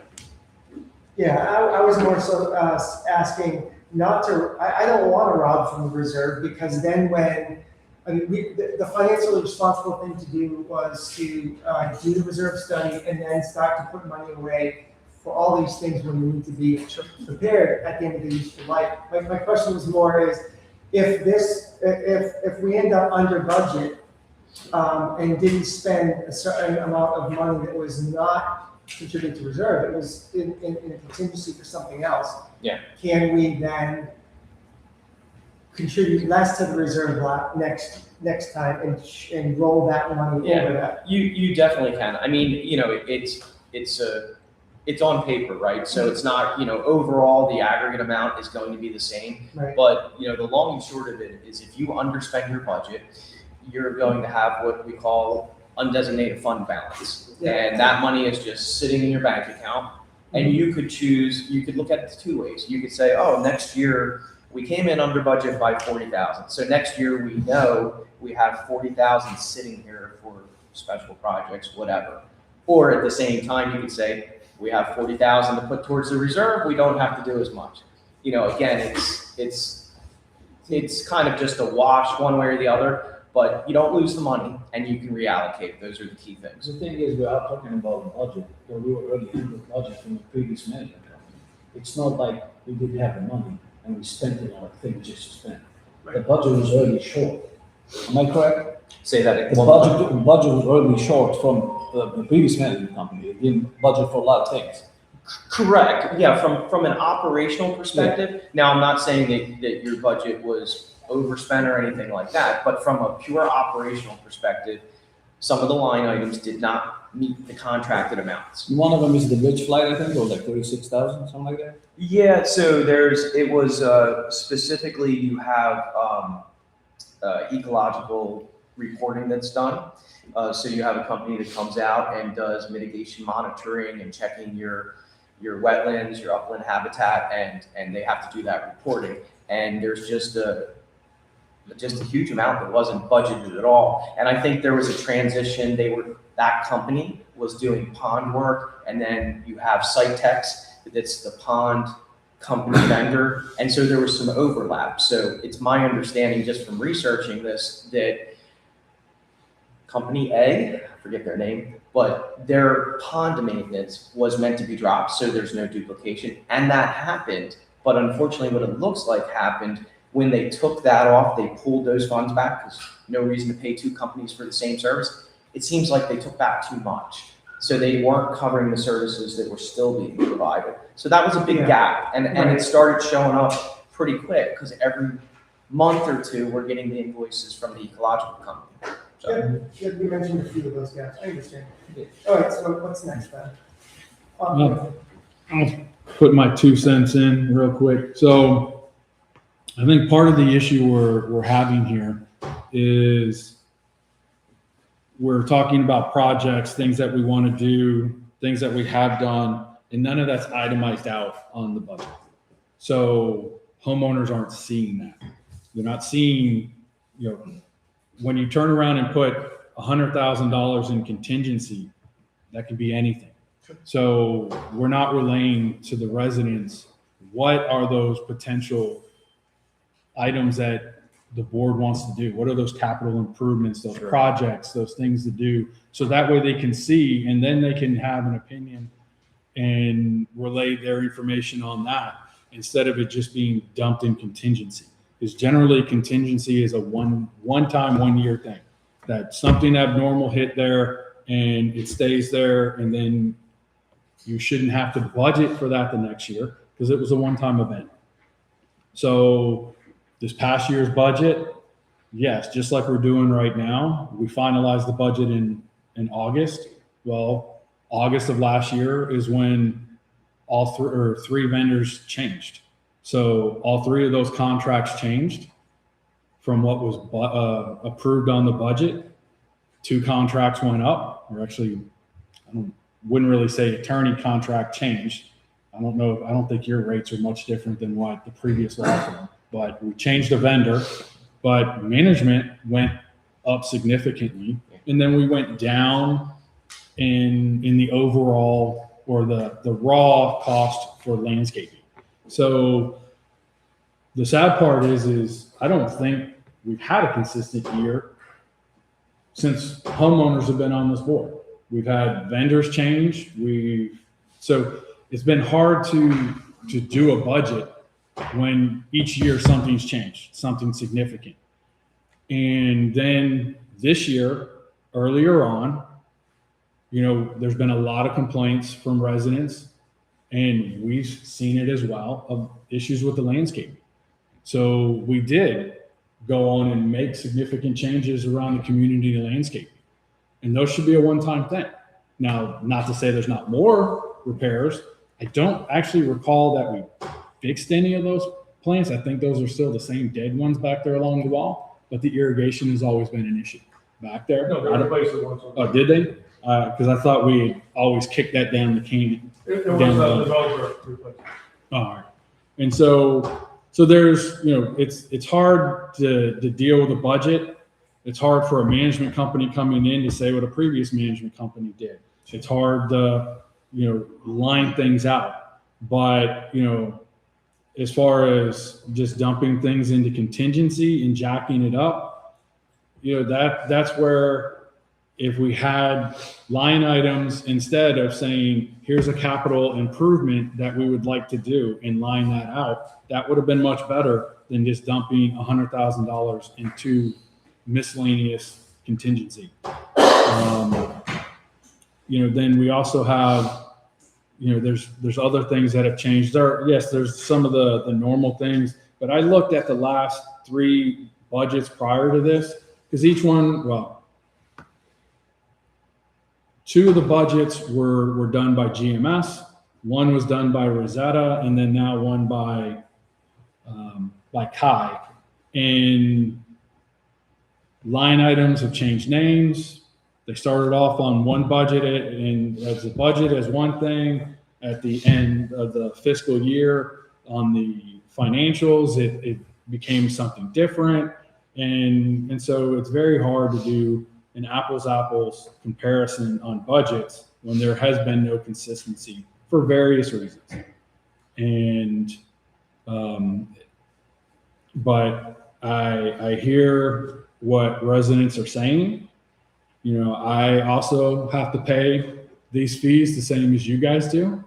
And I see issues with the budget as it stands, so. Just on the, William is making it seem like it's contingent because a line item to hide things. And that's funny because the last meeting of morning, we voted both of us to put up, to increase the legal fees. William, you said you should just put in contingency.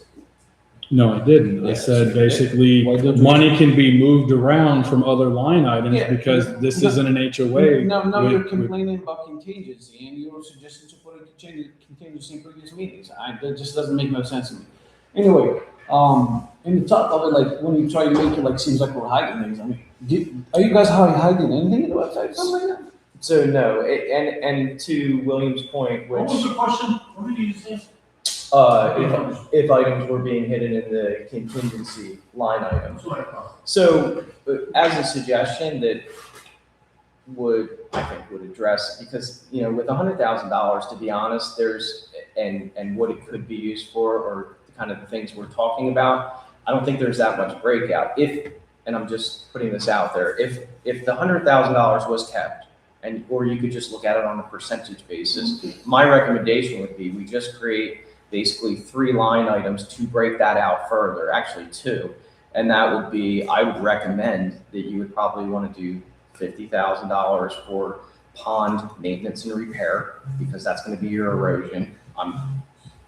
You're going to have $50,000 in this one fix or in future fixes. I can almost guarantee that because I've seen this a lot in other communities. And then I would suggest that you might want to do $25,000 in landscape maintenance and repair, because it's one of your bigger costs that come up this year. And it is to a certain degree, we've done a lot, but it is kind of a repeating cost when you want to add new things or change things. And then I would suggest $25,000 truly be a contingency. This is for stuff that we just don't know right now that's going to come up and cause problems.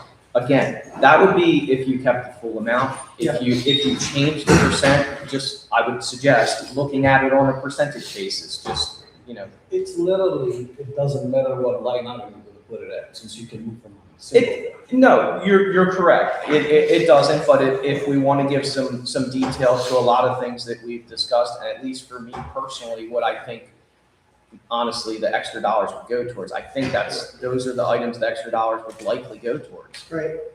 So the 2 budget meetings prior to this one were April and May. And they weren't. What were the 2? We only discussed once. Well, we had the preliminary budget adoption that goes off to the county, and that would have been in the May meeting. And then I think we talked in general terms, but you're correct. I missed April and May, and so I know I missed the budget meeting. And Lynn, I'm assuming you're at that meeting. Yes. And so I'm assuming the same comments you made today about how we should rearrange the accounting you made at that meeting. No, I inquired what exactly was in miscellaneous to account for the overages for this year. And he said he wasn't sure and that he would have to provide me that information at a later date. All right, so it's not as though you made that comment then, so you could have an opportunity to change things for this meeting. Well, this is the first I am hearing as a board member of discussions of that there's projects that the board would, specific projects that the board's wanting to set money aside for and address. So that hasn't been discussed in previous. The project and the various erosion projects you weren't aware of that was discussed at prior meetings and talked to our engineering companies about? There hasn't Those ones been. you're not aware of? No, that's not the only ones you're talking about. So you're laying out all kind of things, saying there's a bunch of different things that we can use that money for. And so for transparency, if we could have a list of things that are upcoming or that projects that the board would like to consider. And then that way the homeowners have an idea where their money is going, not just, well, we have projects that we'd like to do. That way they're aware of what those projects may entail, since there's been all of a sudden a couple of meetings ago discussion of, hey, let's add a flagpole, because big picture, nobody says we have to replace the palm tree. We needed to remove it for safety purposes, but we didn't have to replace it, and we don't have to put something in there right away. And then doing $15,000 for gazebos and all this stuff. Those are projects that all of a sudden we're presenting at a meeting and talking about using funds for, and it's just all of a sudden being brought up, and then homeowners are outraged because they haven't heard of some of these things before. Did we not defer those discussions until we had a better sense of where the budget was going to be? At the end, we have no. Well, actually, if I'm not mistaken, the board approved. That's why I'm kind of interested why the flagpole is coming back up, because if I'm not mistaken, it was approved and then just asked to be done at a later date. Correct. So it's interesting that it's coming back up for. Okay, so it was deferred. And so the next question I have for you, I guess, just is, you're saying maybe some of these contingency items, and Andy discussed maybe breaking it out into 3 different parts: pond, landscape, and then the actual 25K contingency. I'm wondering if, and you were saying we should be able to put what projects those are. So if we get a hurricane this season and it blows out another pond outlet or someone else's backyard, would we sort of predict those and write them down now as projects, or would it just be logical that we would have money here to be able to address them if they come up? Especially where Andy said one repair could be 25K. I mean, are you suggesting that we drop 25K, 50K? Just come out with it. Tell us what you want to be less. What is that going to make a difference in the budget? Well, I just want to hear what he has to say. I don't agree with taking any of those things out. Then let's go line by line or whatever, however you want to handle this. If you want my opinion, then yes, as far as the 2 miscellaneous accounts, I think they should be back to what they were originally on the budget coming forward, 15,000 and 27,000.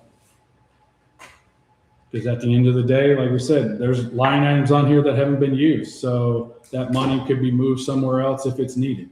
And as far as legal fees, I didn't vote in the May meeting to increase that line, and I don't feel that it should be. And actually, as far as legal fees go, no offense, you and Michelle basically spend over half the meeting being entertained by us and the residents. We don't always have a lot of questions for you guys. So there's question as to,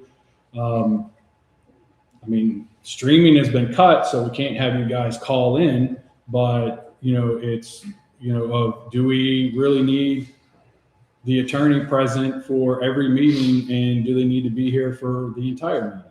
So. That is correct. When I joined this board, I said that. Maybe said, no, we need a lawyer. That's true. Come on. Okay, so where are we at? I mean, so if he wants to go through more items, that's fine. Yeah. Otherwise, where are we at? So essentially, you have a motion and a second. We're in the discussion phase. Sure. Obviously, William, if you want to bring up any other items, you've kind of stated your opinion on the 2 big items, right? The 100,000.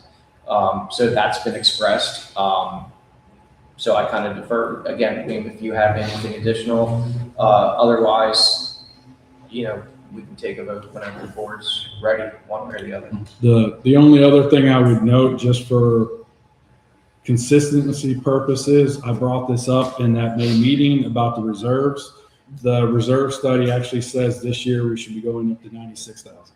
So I don't know if you just didn't look at it or what, but it's still showing 93,000 on here. But yeah, that money that could just be allocated one way or the other, depending on what ends up happening for the next fiscal year. So And I agree with him 100% on that. I pointed out that to you, and Yeah. you said these, we could just make a slight adjustment. Yeah, So it's we'll- consistent with the recommendation. of the We'll, board. we'll get that corrected. Apologies for that one. And we'll take, that'll come directly from the contingency line. We'll take the 3,000. So That's what I was gonna say. Yeah, no problem. Okay. Any more discussion? Anything else? Okay, so the motion as it stands right now, just to be clear, is to adopt the resolution with the budget as presented with the one movement of $3,000 from contingency to reserve, to bring the reserves from 93 to 96,000. Okay. No further discussion. All in favor? Any opposed? Nay.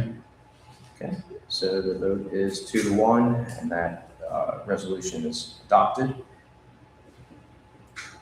Okay, that would move us into resolution 2026-10. That is levying the operations and maintenance assessment for fiscal year 2026-2027. So this is the component resolution. It would adopt the assessments based on the budget that you just adopted. In addition, the assessment table was within the budget itself. So for anybody that's seen that, it would remain as it is. And looking for a motion to adopt that resolution. So moved. Okay, do we have a second? I second. Seconded. All right, any discussion on the assessment component? All right, all in favor? Any opposed? Since I object to the total of the budget, I'll say nay. Sure, got it. Okay. That will adopt the budget and the assessment. Again, you know, as we get into the next couple of months, if you as a board, if you want to break down any of those line items, if you want to do project planning for stuff that we know is coming up, certainly happy to have that discussion, put together that information. We can broadcast it out, give some details. No issues with that at all. The next item is resolution 2026-11. This is adopting a meeting schedule for fiscal year 2026-2027. It's Exhibit 5 in your meeting package. It's based on your existing meeting schedule. So looking for a motion to adopt that particular resolution. Unless you have any changes, of course, you could state that as part of the resolution. Just a quick question. Yeah. So it's being pushed to 6. I just noticed that, and It's in there. as- fine with Yes. that. Yes. Yeah, that's an error. I didn't know if it was discussed in one of the meetings I was absent at. But we had tried 6 o'clock in 2025 because that was the, our informal community Yeah. poll was conducted, and it was set at 6. And So- so I'm all for doing 6 again if that works better for people generally, but it didn't really change any attendance. It's entirely up to you as a board. I will say probably the admin that put that together was just basing it on, other meetings being at 6. But it's entirely up to you. 5 or 6 works for me. Doesn't matter to me either. I'm good with changing it to 6 again, but the only other thing I would say is, I don't think you're GMS. And it says in here that you're GMS. Okay. So, the paragraph below the dates says that it's maintained by governmental management services, so that would need to be updated to you guys. My apologies for that. They must have grabbed the previous ad to keep it the same. So we'll get that changed. So I just wanted to point it out, see if it was something that came up while I was gone, but we're on with 6, I think. Okay. So Move to obviously, approve amended to Kai, not GMS. got it. Do we have a second? I second. All right. Any additional discussion? All in favor? Okay, that motion carries. Staff reports, engineer. So Robert had a few items that he was working on. He had some issues getting here this evening, so he is not here, obviously. I had a chance to speak with him prior to the meeting. He had suggested that he could reach out to each of the board members individually, no sunshine law issues, go over the information that he had that he was going to be presenting this evening. Right.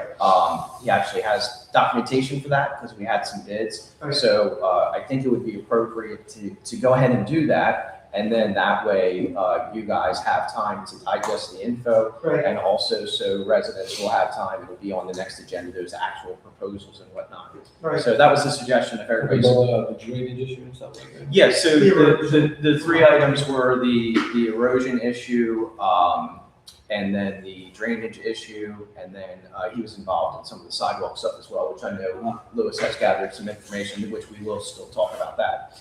So, yeah, if everybody's good with that, I'll go ahead and follow up with him after the meeting.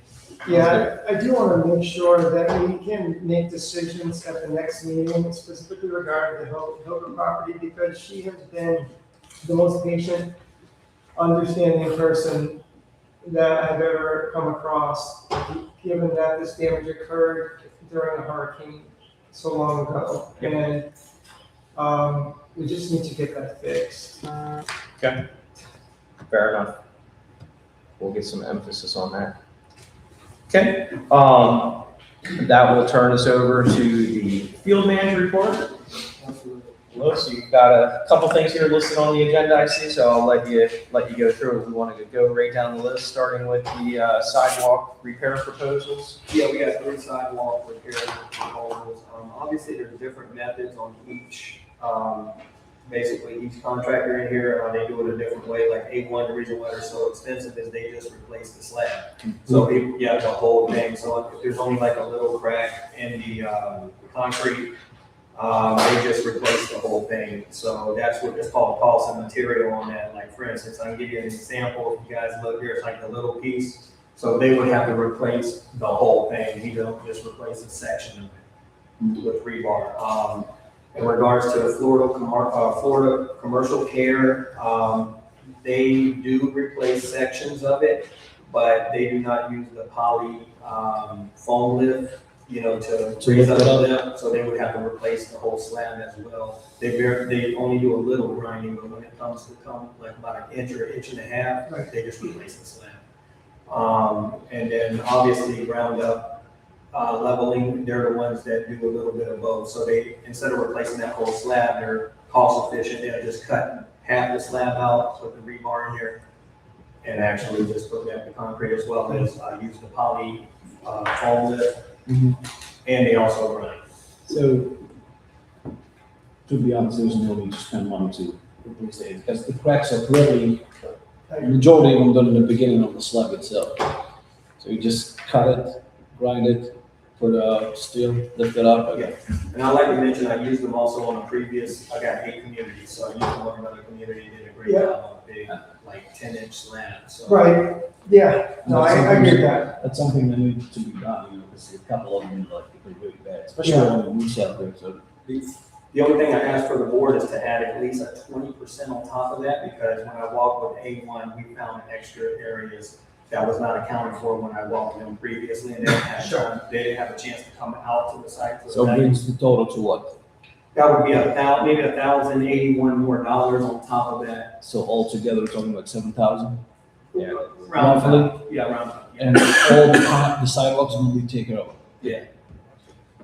Yeah, we have to. I mean, I don't know how much if it's even worth mentioning, but we have a legal concern about one of these cracks already. I guess to leave it at that. But this is a must. Yeah. Safety issues though. Okay. Would anybody like to make a motion? Motion to go with what's the name? Ground up leveler. So that would be for $5,405. With the extra 20%. With the suggested 20%. So we have a motion. Do we have a second? A second. Seconded. Any additional discussion? Hearing none. All in favor? Aye. Any opposed? Okay, that motion carries unanimously. And then we have the consideration of fountain water supply line repair proposals. Okay, for this one, I took it upon myself to actually dig out that area just to see what we're really looking at. I actually put the piece back in to try to see if the water where it was leaking from, and after I dug it up, the line is not even connected. So I don't know who built in here, but I even dug inside and I couldn't find a line supply that goes to the floater. So we don't even know if the floater is even bad because we don't have no water going to the fountain. So I actually took it upon myself and dug near the floater to see if I could find if there's even an inlet pipe there, but I seen some wires. So I think it's definitely, if I had a recommendation out of the three here, I would definitely go with Oasis Pool and Aquatics. They handle the big fountain right down the street where Sierra is, and we're talking. That's the one for $900, right? Yes. So the thing is, we have our pool vendor give us a proposal for $2,600, and we talked to him, and he's still did like, whatever is the discretion there, but like, hey, until I open and see what's going on. So this, I would do $900. If you find something more, we're gonna pay anyway. So The floater might be good. maybe. You just ain't have no water supply. Yeah, so I think it should go with that. That thing needs to be handled because the pump it cost us last year $2,500 to replace the pump. You don't want to burn We it. don't want to keep burning the pump. Agree. Yeah, I'm good with it. All right, is that a motion? I motion to go with, what's his name? Oasis. Oasis, yeah. All right, then that's for $900. Do we have a second? I think William care about the pond, the fountain. Yeah. Maybe. How about a second? Fine, second. All right, we have a second. Any additional discussion? Hearing none, all in favor? Aye. Any Make opposed? sure it's done as soon as possible. Okay, now the fun part. What would be the timeline on the sidewalks, to do that, or those fixes that we've just approved? I can get with the, I'm pretty sure it's gonna be probably in a couple of weeks. I'm just curious. The work itself is pretty quick, it's just getting on the Yeah, schedule. the schedule. Yeah, the work itself Okay. is, they can knock it out pretty quick. Okay. It's just how much backed up there or whatnot. Next item 4, is the consideration of the pool deck gazebo installation proposals. So obviously a few items there. Yeah, I know this is a sensitive subject, it seems like between everybody, but, I took it upon myself to remove the one that was in very bad shape because before I was the field manager, I was also the maintenance manager. I got 14 years experience in property management, but the far gazebo was tilted over already, and I put it back together and put some set screws in it, but it wasn't gonna make it. So I took that one down as the board requested. The other ones are not in the best of shape, obviously some are bent. The fabric definitely needs to be changed, which I don't know how expensive that'd be because it's high quality fabric, that's not something you just buy off of Amazon. As you guys mentioned, the hurricane, and if a hurricane comes through there, I think the last thing we're thinking about is the gazebo, especially with a category 5. But I can't promise anything on that. I can just, as far as these proposals go, I know Florida Commercial Care definitely does a lot of work for us, but they are very expensive, and some of that is, I think they're charging us a little too much on that. That's my opinion. But That's only for 4. yes, that's only for 4. So, you know what, since this is a sensitive, and this has been going for months, let's just get rid of gazebos and just have tables and an umbrella, be done with it. Because this, we have things that we cannot maintain, what it is, get rid of the gazebos altogether, and put umbrellas and the chairs. And I want to mention real quick, I didn't even charge you guys to remove it. I did it for Talk you guys. together. Yeah, the same way where I did the shed inside the playroom over there, I just installed it for you guys as well as the sink underneath. But how much was digging up the fountain in the front? It was for I did it It was myself. for yeah. Well, my point is, I'm here for you guys. I want to work. I'm kidding. Whatever you guys That's think, tough. I want to do whatever the board wants to do. So, let me ask you this. Yes. What is the condition of this current one? If I was a resident that lived in here, I would want it changed out. That's just my opinion. I'm just being honest. I just think they're overdue. The poles are bent, which I got photos to prove it. It's disgusting. I'm gonna be honest. That's what it is, either we're gonna maintain what we have, or just, we wanna go low, that just get rid of them altogether and just have tables and umbrellas. Correct. The resident made a good point. I can't guarantee that in a hurricane that they're gonna set there, A house itself is not guaranteed in a hurricane. Absolutely. So any action at this time, or do we want to?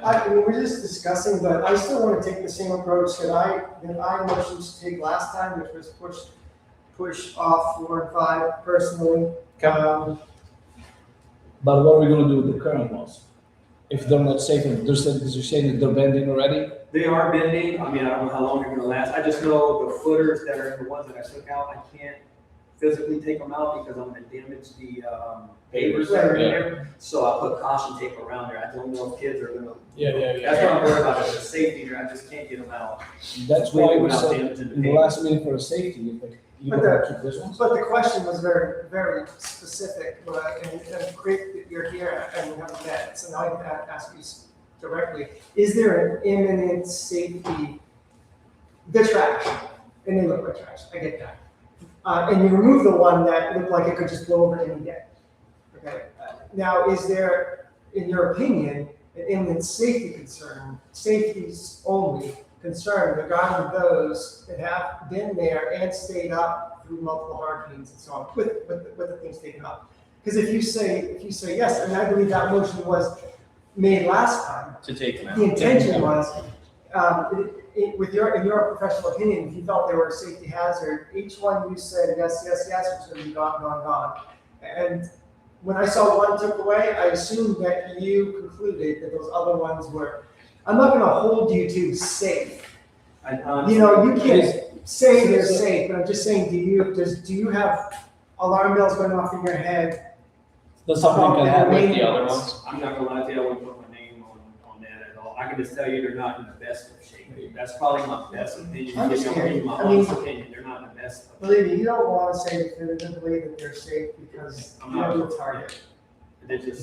They're not in the best of shape, I tell you. Right. But could they hold off? It's up to you guys, whatever. And that's the right approach. Well, what if we take off the torn, shredded roofs and sides and leave the frame standing? Then there'd be less wind issue and less concern. Look, that's already. What's the point of having just a frame? You know what I'm trying to say? We're gonna do that, then we're gonna do things the right way. No, I mean, I agree. I think there are a few, I said this last time, there are a few things that our whole job is blown up by some people as being this real godlike position. But our whole job is to cut the grass and maintain the pool. And that's it, for the most part. And when we're not maintaining the pool, we're not doing our job, in my opinion. This is our asset. That's true. But that said, I said last time, and I'll say it again, I am comfortable with pushing this closer towards the end of the fiscal year and seeing where our budget stands, and apologize to all those that use it and want to have nice things in the community. But there's too much pressure right now to not have those things. And keep them, take them down. I'll see me personally, I would say take them down. I'd love to have William's opinion on this, based on what was just said about safety and unsafety. I mean, Well, the problem is he's not, and I don't blame him, because it doesn't matter which way you go, you're gonna get blasted. So it's a bad place to be in, just like being up here in general. So, it may not be the most sightly thing, but apparently they still work, except those three do. And I mean, we're already beginning of August. School's about to start up. So how much heavy use are they going to get the rest of this more or less summer season? Regular use that, you know, if it's not a threat that is going to collapse on somebody, and it's more an unsightly issue, that yes, for this type of community, we would want something better. But again, we're at the end of the season, so it may be something better to look at where, when we start getting to spring next year, which generally is only a few months from now anyway, since we have wonderful weather in this state, that we look to see what honestly, at that point, if you're talking about replacing that material, then it may be more cost effective to change the gazebos out. Yeah, that material is pretty expensive, that's not something you just buy. Amazon, but for right now, I will cut the base off for you, so I'm gonna cut the anchor bolts down, and I'm trying to get the base off, because if someone steps on that, it's gonna be a lot So, of. you still didn't answer the question, but we're gonna do the 3 ones that we have now, which. I mean, basically, if they're not a safety risk to collapse on somebody at this point, which it doesn't sound like they are, leave them and move on. What do you want to do, Kevin? Quick question, let's say that we do move them and next year we take, or later, we take it back up to look at new ones.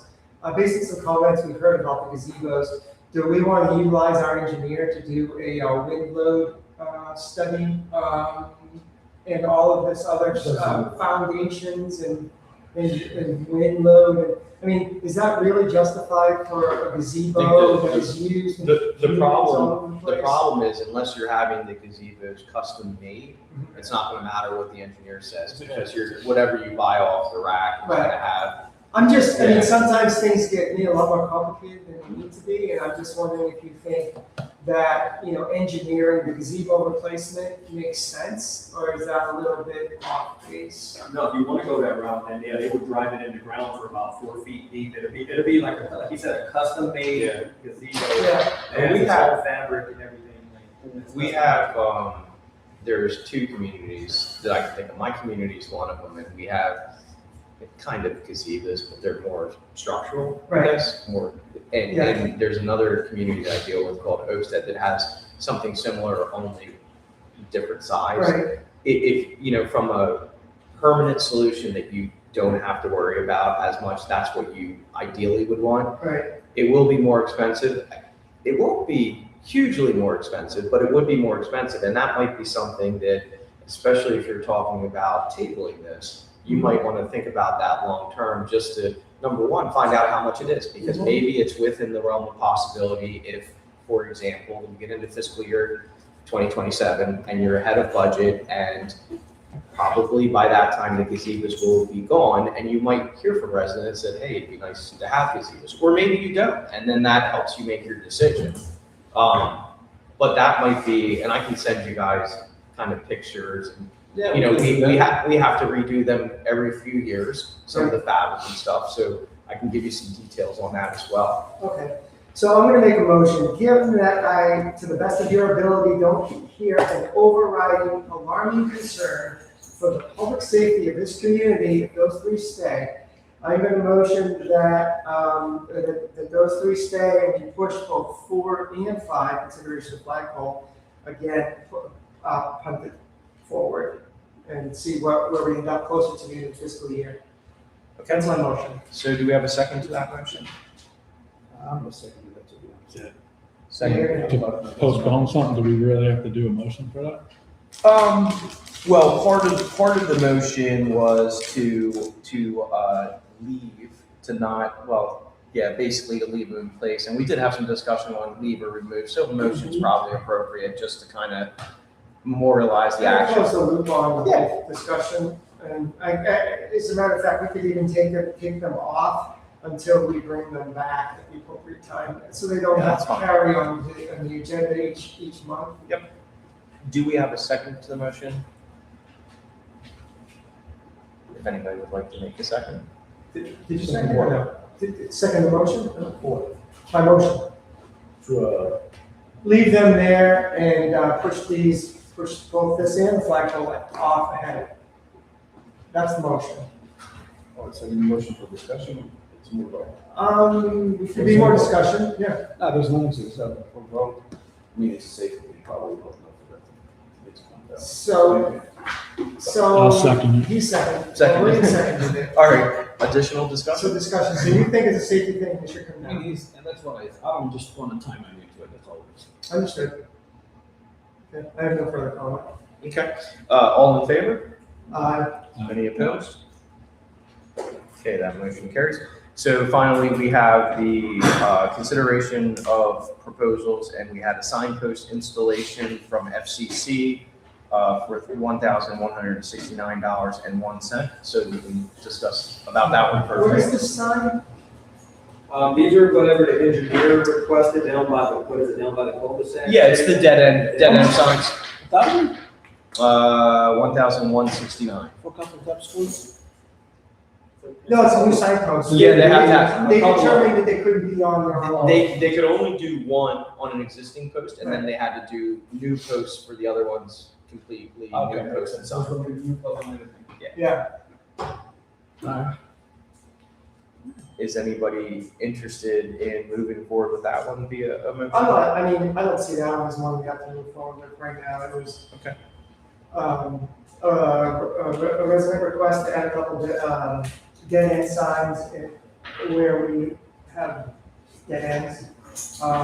Maybe there was one dead end sign somewhere, but not somewhere else. We had the engineer look at it, and here's the proposal.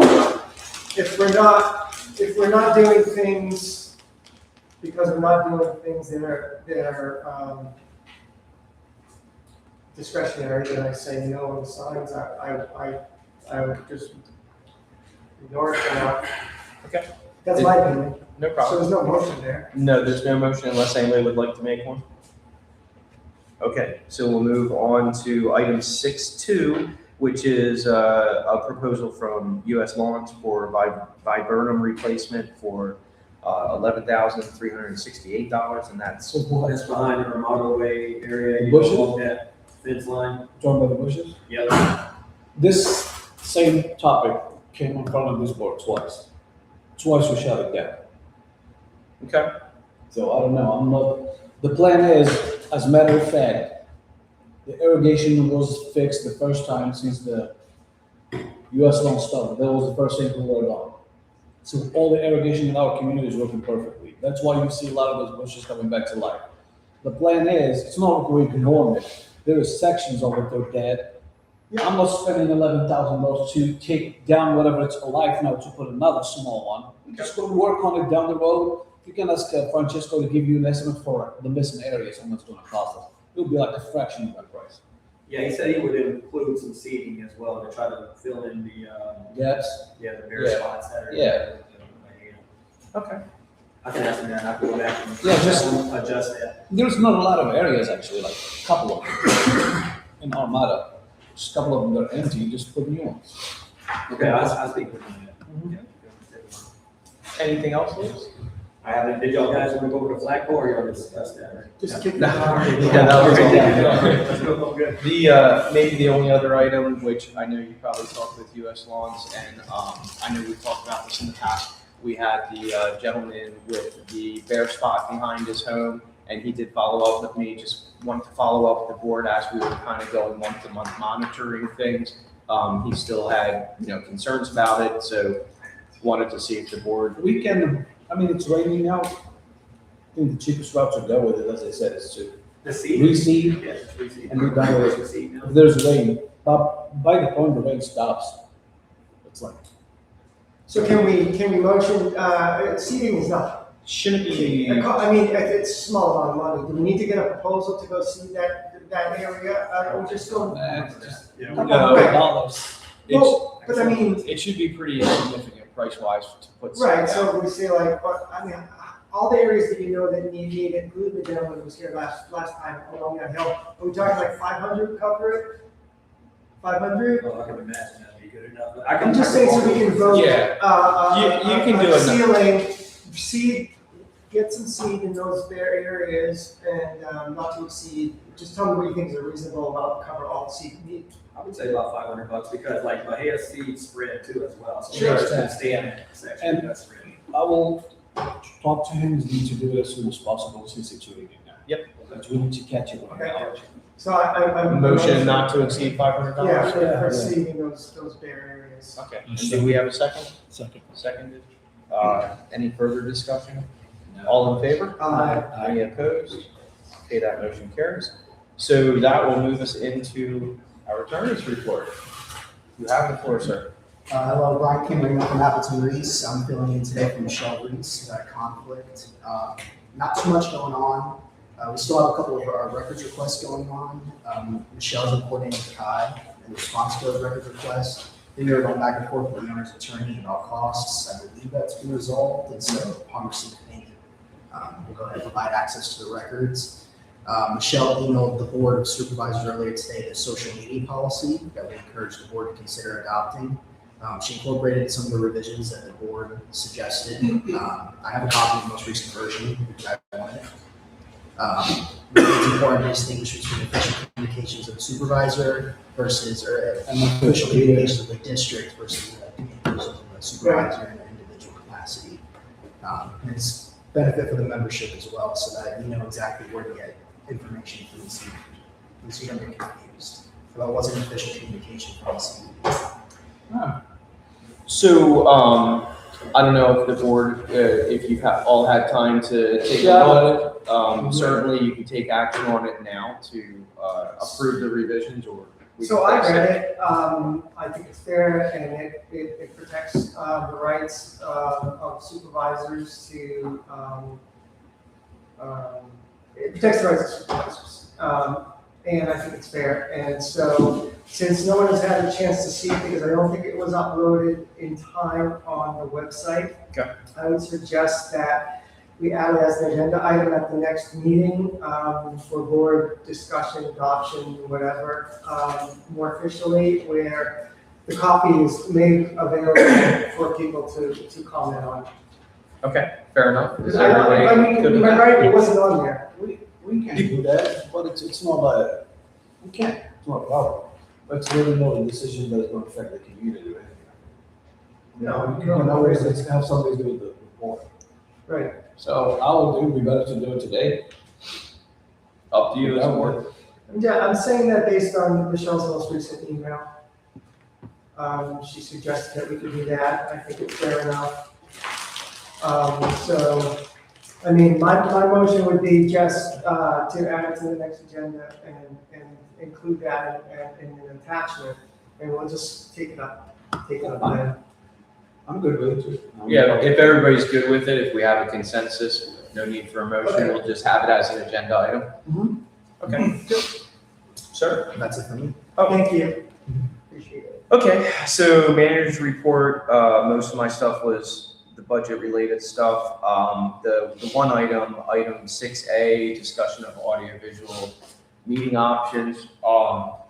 I had kind of gathered some information, which a lot of it was provided to me by the IT company that you guys have used. So I'm talking about doing the recording of the meetings and the audiovisual components to make sure it works good, all that stuff. So kind of, and I worked with Michelle as well. She provided a lot of good information from the legal perspective of things. Really just kind of attacked it on a couple different prongs as far as trying to piece it together. And I know I got it out to everybody. It's on the website as well. I would suggest, just because it's kind of a recent ad similar to the social media policy, that we could put it on the next agenda. But essentially you'll see the information. Essentially it talks about the options of equipment, provider, ADA compliance and the different ways that can be done, and then the associated hosting, because we have certain records requirements, that sort of thing. So a lot of info. I am definitely not the expert. I was able to get a lot of information to give us options and choices. And honestly, we would probably leverage some of the more suggestion of looking at all that, probably leverage a little bit on Thomas from Complete IT. So I would suggest, since next month we're not going to have budget stuff, which is a little bit heavier, we probably invite him out. That way you can take a look at this information and we can pick his brain for some of the, his suggestions, that sort of thing. That would be mine. All right, so there's a lot to digest, like you said. I am all in favor of taking the recommendations of our IT professionals when it comes to the standardized, equipment and the intricacies of the compliance components. So what I understand, your proposal has all the options that you and I and they discussed over a long period of time, including the option for a fixed room solution, which we essentially kicked aside last time we talked about it. But I appreciate the fact that you put everything that has been discussed into one place for the rest of the board to see. So what I would suggest, though, is that maybe we further streamline the contents of what we're going to talk about next time.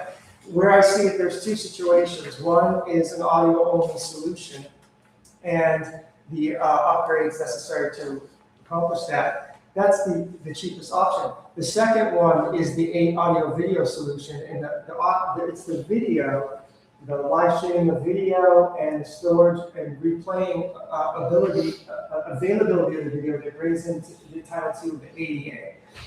It's not the audio-only solution. And so that's a separate situation that brings into it all of the live captioning and all of the other things that Rochelle mentioned and Complete IT mentioned to comply with. And that's where you've outlined some of the vendors and so on that they could provide that.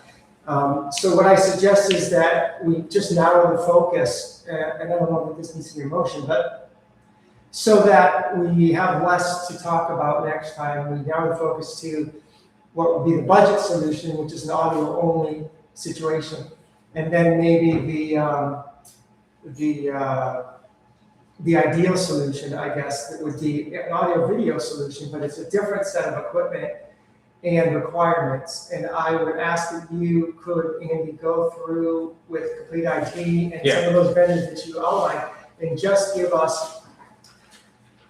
I mean, sure, we can still have options, but let's just narrow it down on the AV solution to the most cost-effective solution that is supportable and recommended as a sort of standardized option by Complete IT. And have them come prepared to talk about both of those and what those costs are. Because I want, as I mentioned to you in the emails, we're sort of bumping another month now because we have unearthed, you and Michelle and Complete IT have unearthed so much red tape about the audio solution that we decided we would just push it forward. But I'd like to narrow it for that.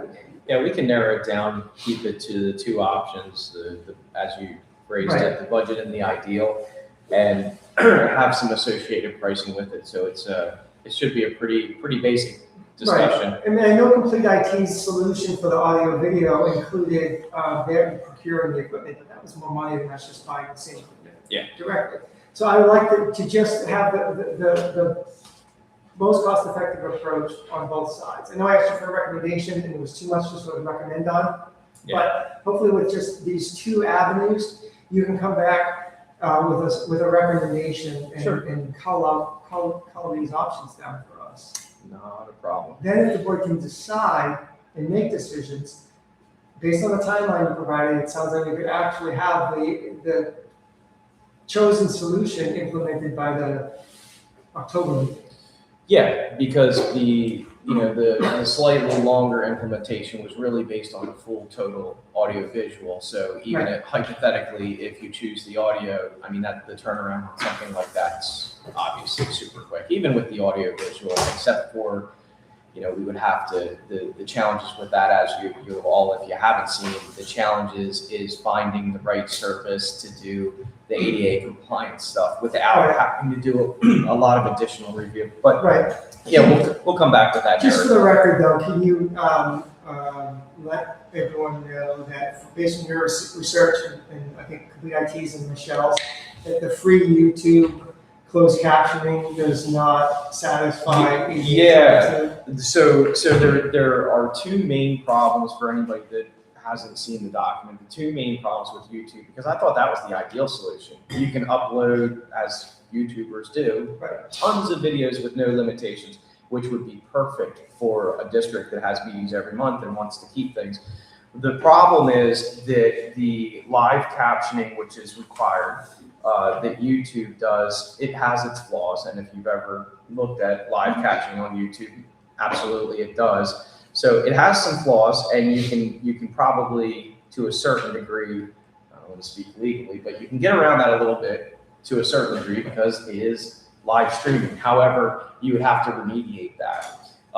And to remediate it means you've got to have a second review. So you have to hire a service, or you have to use a service, maybe some sort of AI-based service that would do the same thing, but you'd still have to check it to make sure that it's accurate. So it almost necessitates having to have a human being kind of look at it and make sure things are accurate. That was the one thing. The other thing that I thought was interesting was that we could have, as a district, have videos that are taken down because they violate the terms of YouTube. So hypothetically, somebody curses or something like that, and people can flag it and videos can be taken down. We can't have that happen because they're public records. So that provided a risk as well. And so when you get off of or out of the YouTube scenario, you say, well, let's look for another service. None of them offer that cost savings that YouTube in a vacuum would offer, which is unlimited storage. Vimeo charges you, there's a couple of governmental options that I mentioned. Well, one main option that I mentioned, and it's just, it gets expensive. So But why can the HOA do it though and we can't? Well, it's very similar to if somebody sets up a recording right here. So that's not an official CDD recording or held record. So it's not under the same, again, I'll defer to the attorney, but it's not under the same provisions of what we are required if it's our work product. HOAs for the most part are also not subject to the ADA because they're not public property. Right, so we're a governmental quasi, whatever agency, we're subject to Title II ADA and HOA is not? Some In the HOA same may. way. So Okay. yeah, you're correct. As a public, ADA only applies to public properties, public Right. forms. So a CDD property is a governmental entity, it's a public forum. Okay. So that's why the CDD is subject to those requirements. If the HOA has public property, for example, they have a community pool that the public can go to, Okay. then they'd be subject to those requirements. But So, that's the distinction. in your opinion, we can't just throw the camera back into the laptop and start streaming at the next meeting without addressing some of these concerns? Yeah, I think we could be running foul to these ADA guidelines. Okay. But again, we can talk about the options, narrow the scope, have the IT expertise as well, and kind of hash out the issues and figure out what the best solution might be, if that works. Makes sense. Okay. That's all I had. So that would move us to the consent agenda. We have a few items on there. We have the acceptance of the unaudited financials. There's the 3 months there. If you'll recall, we had the 2 last month that were delivered late, so I didn't want you guys approving them at that time. They are on this, or not approving, but accepting. They're on this agenda, so that's April, May, and June. And then you have approval of the meeting minutes. I would suggest as part of that, they would be as amended. I did receive some comments, some clarification points on the meeting minutes, which I have for the record, and we'll get that updated. So just looking for a motion to approve that consent agenda as I just stated. I have one comment on the meeting minutes, I didn't get it in advance. Sure. On 63, 64, 65. I think the motion also included removal. So, confirming with the field representative which recommended gazebos should be removed for safety reasons for the district. And the motion also included the removal of said gazebos as soon as possible. And that's what happened, but I think just the motion included removal as well. We can get that amended as well then, no problem. That's the amendment. Yeah, on the minutes. Yep. Is correcting, again, I don't remember how many months ago you made this, Kevin, about saying vice chairwoman. Is that one of the things to change? Since that seems to keep being carried over for Raba month after month after month. No, I didn't even, well, we'll get that updated as well. No, that was Yeah, not. because I think, I know, it was months ago, I think you made that. Yeah, And it's I mean, still just been like- carried forward I was on since. the website as chairperson, and I consider myself the chairman, so I changed, had that changed, but. We'll get it updated. And as far as the financials, I know you guys changed systems. And so prior to that, normally like the backup had been included for the expenses that the district was paid. And I noticed none of that is on here. So I guess I know I had asked you in an email and you said it's because of the banking information. Yes. But does that mean a resident has to send in a record request in order to get the backup? No, so there's two sets of financials that are produced each month. One of them is, for lack of better words, we call it the agenda financials, and that's a package that's, depending on the district, it's between 10 and 20 pages. It's your balance sheet, your statement of revenue and expenditures, and a couple other ancillary financial reports. The much larger package, which we call the board package, if you will, that's hundreds of pages. It includes bank records, it includes invoices, and you should have received that as well on a separate email, and that is, any resident can request that as well. But that won't be uploaded on the website or actually attached in the agenda packages anymore? We don't currently do that. So what we could do, and I think the only thing that we included, if I remember correctly from the previous packages, and to make it the same, I think we included the expenditure report with the invoices. Yeah. So we can probably take that component and put it into the specific agenda package, and the bank reconciliation statements, we could leave that. Yeah, I think that's more what Yeah. residents are wanting is Yeah. that expense part, so that way they can see. We can do that. So, they've basically added those components. We can add that. That's no problem. And it's available as well for anybody that would like to see it. And more immediately, we can add the expenditure report components for these 3 financials to the website. That's easy enough. So, okay. So your upcoming motion, so moved. All right. Do we have a second? I'll second it. Seconded. Any additional discussion? Hearing none, all in favor? Aye. Any opposed? Okay, that motion carries unanimously. Then we get to item 8, which is general audience comments, supervisor request. So we can go to the audience first. Same details as before. This is obviously, as I mentioned earlier, more of the free-form comments or general thoughts. So we can start in the front row and work our way across again. I'll just kind of motion here if there's any questions. Yes, sir. No, Burgess, Windless Cove. When I saw the agenda for this meeting, I was hoping that I would come to the meeting and hear the board and the management team address the potential shortfall for 2026. Again, as I mentioned earlier, there's been numbers thrown around anywhere from $30,000 to $70,000 that were upside down for 2026. And then as a direct follow-on to that, we would talk about the priority items that needed to be funded. Pond blows up, sidewalk cracks becomes a liability, and those kinds of things. And we would kind of go down a list of things and really talk about them based on priority and then their associated costs. I didn't hear that tonight. I have not heard you guys address the budget shortfall and the associated impact by any of the expenditures that you're proposing.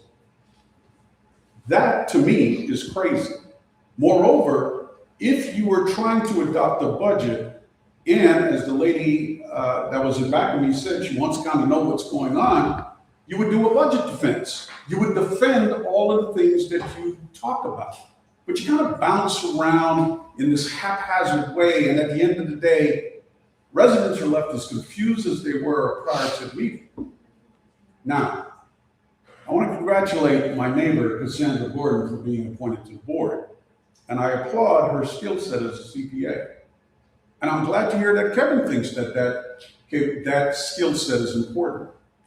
But I'm going to call you out on that. Because she is not the first CPA you could have had join the board. The gentleman sitting next to me is not only a CPA, but he's an attorney as well. And your rejection of competence is part of the reason why we're in this mess right now. And I hold you accountable for that and your poor leadership skills, as it is demonstrated in this meeting, because this is, despite the agenda, an incoherent meeting. You don't leave with clarity, you don't leave with understanding what's necessary. Then, I'm going to call Andy out on this because it's not on the list or even surfaced as an issue. That letter that I sent regarding the surveillance system, 2 months ago, you were holding court in this room, inviting residents to come in about violations you determined by looking on the video that they were in violation. Now we're not talking about that anymore, all of a sudden. But I think you're putting yourself at risk, and by extension, the board. There's one community over here that's having to carry $150,000 legal fees right now because they're being sued, right?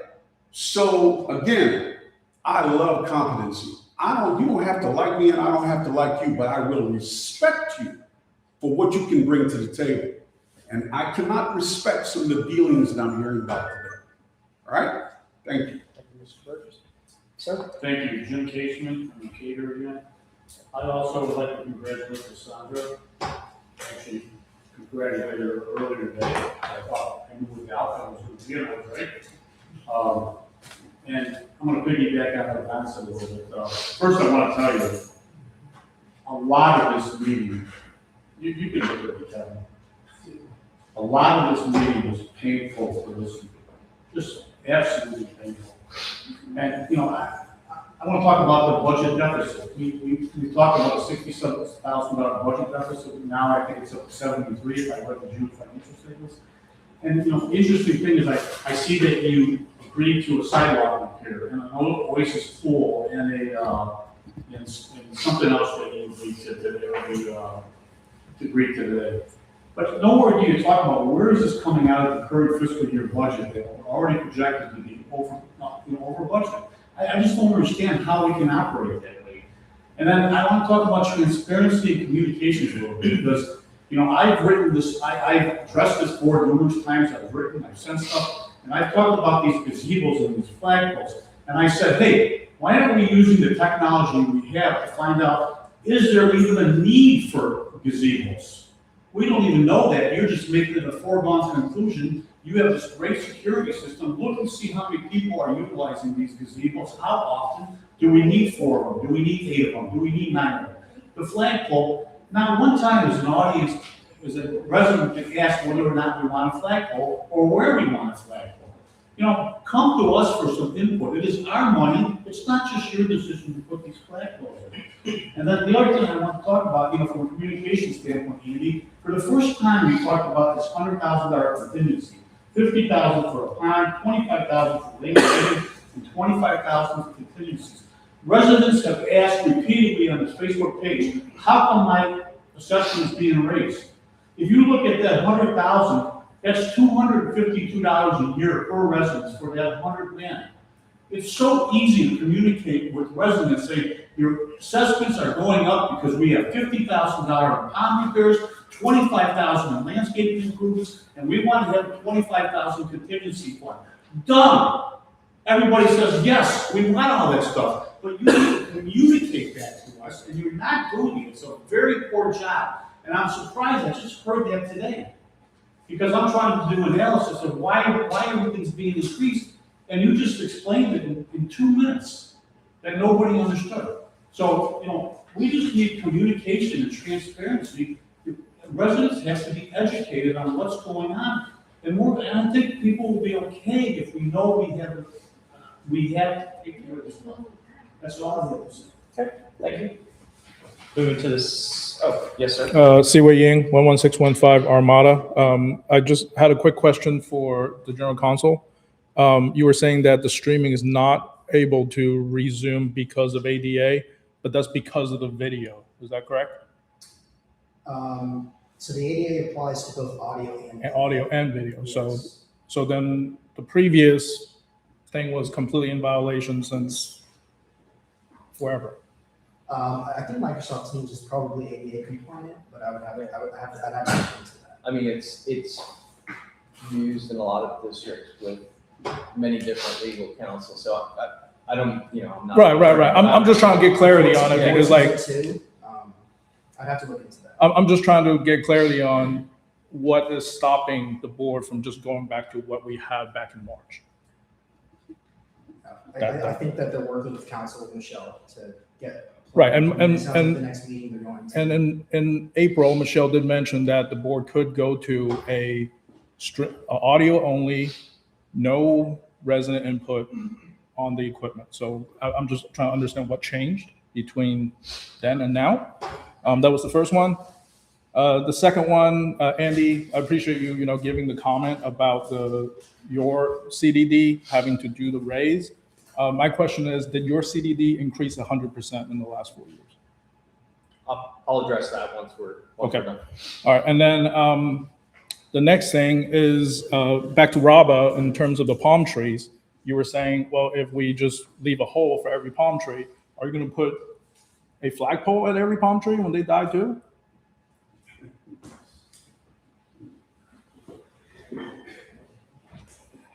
And then lastly, for the gazebos, I really like the idea of having these custom gazebos. It's been said many, many times to me as I was growing up, buy once, cry once. And so if we're gonna have to spend a bunch of money to replace a bunch of gazebos, might as well make them custom. That's all I got. Okay, thank you. Moving to the second round. Cassandra, anything? Sir? Sir? Rod Bradford, Windows Code. My question is going to be very simple. Part of the quotations for the gazebo is to fix concrete 4 footers. You've already mentioned the other side of the wall, the concrete's there. So it's just basically mounting gazebos.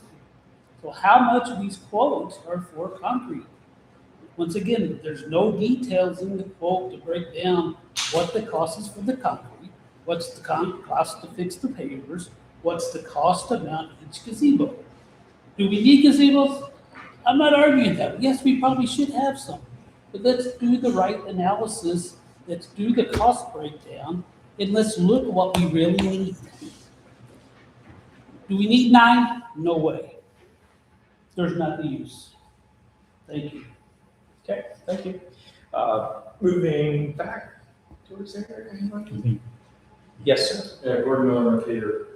Don't know the history and not making any claims, but I hope that in any contracting that we're doing, we're making sure that we're understanding the warranties. So we hear about vegetation and irrigation. If irrigation fails, they should be the ones paying for vegetation and that work. I know that's a whole thing, but William, to your point about, we haven't had a normal year, haven't had a normal year in 20 years. So especially when it comes to budgeting, but what I would ask the board to do is that we have caught. You said, well, they changed names. Hold them to account. Make them tell you, hey, it was this, it's now this, and it's laid out. That's your responsibility to us as our representatives. Don't say, well, they changed names. Hold them to account. Make them go through line by line to tell the differential. They work for us. We're paying their salaries. Make them do the things they need to do. And if you don't understand it, then how are we, as a resident, supposed to trust you that we can understand? So that's all I'm asking. Thank you. Thank you. Going to the back against the wall. Anybody? Oh, good. I just want to add to that. Can you state your name for the record? Sorry, Heather Gaffney, Superior Court. Kind of going to Mr. Casey's point here of, on Facebook, I feel there have been times when things have been discussed, but no matter what is said, it doesn't matter. You're just, any of our board members are attacked in a certain way. So, you can say no matter what, if you just said it that way. I think there are things that have said, and no matter what's said, it's been twisted and turned. So I don't really think that's a fair value. I just respond to that because you don't. No, we don't need to respond. Yeah, just keep it to our residents. I just like to make that point because, like I said, I've seen it a million times over. I've been to these meetings every month since pretty much the beginning, and I've seen these things. That's where I put my 2 cents in. It doesn't matter. So that's just. Okay. Thank you. Devin? Where's my address? I think Mr. Hathaway, I'm sorry if I don't, Mr. Hathaway had a point that I think we should bring up, or maybe it was discussed and I just missed it, about the lawyer being here the whole time. I thought that was actually a really great idea. I believe Mr. Kessman, again, I apologize if I'm pushing everybody's name, said something about the lawyer charging us for being here the whole time. And I think that's maybe a really great thing. Why don't we have the lawyer come in, talk immediately? Again, I don't know how your rules work, but have the lawyer talk immediately and then bounce. If that's saving us an hour and a half, when I call my lawyer, it's $300 to say my name. So, I mean. It's more than that. So, but my point is like, have Michelle or this gentleman, again, I'm more both names, come in, say what they need to say, and go. And then we can, any other questions that need to be asked for a lawyer, you guys make a million notes, you guys have to crap, I don't understand what you're doing. But you could still say, hey, send this to Michelle, boom, she's only charging us for that question, and we move on. Again, I'm just a dude saying I'm proud, but I feel like that would be a huge way to save some money. Okay. Any additional questions, gentlemen?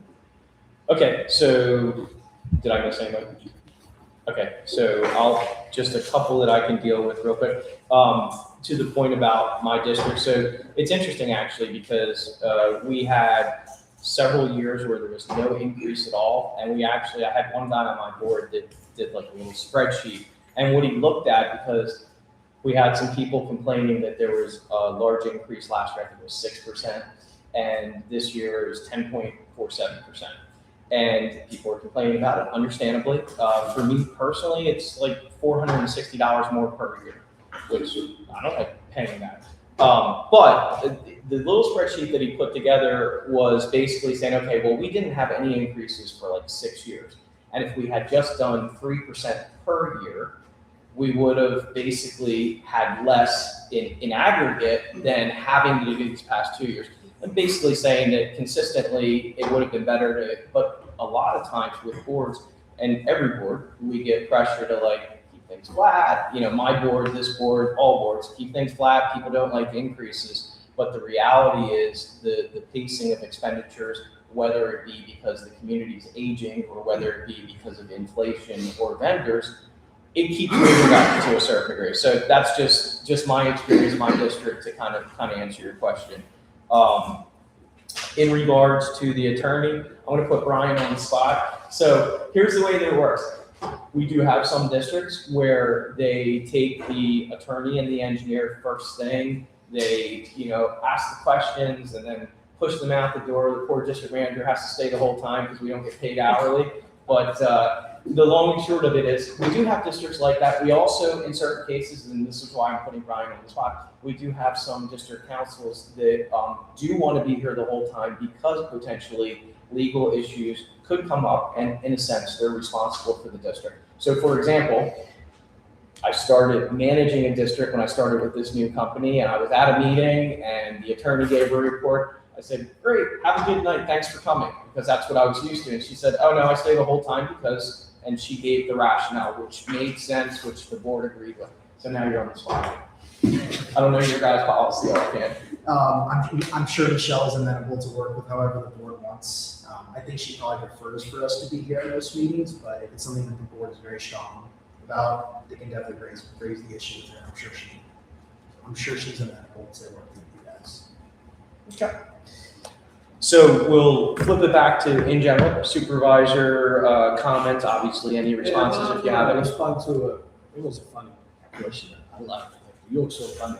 But you missed in the thing in the bid, you keep ignoring that I said either a palm tree or flagpole. So if we're going to try a flagpole, it works, but the other ones, they're going to put definitely other palm trees. Does that make sense to you? Good. Okay. Any additionals? So we're in the supervisor request, Kevin. I didn't know if you had anything additional. Only one quick thing to mention. When the teams ripped the 3 QR code signs off, the same day they moved the limestone rocks all over the playground, we don't have a resolution of that situation yet, and so we're down 3 QR code signs that we paid for.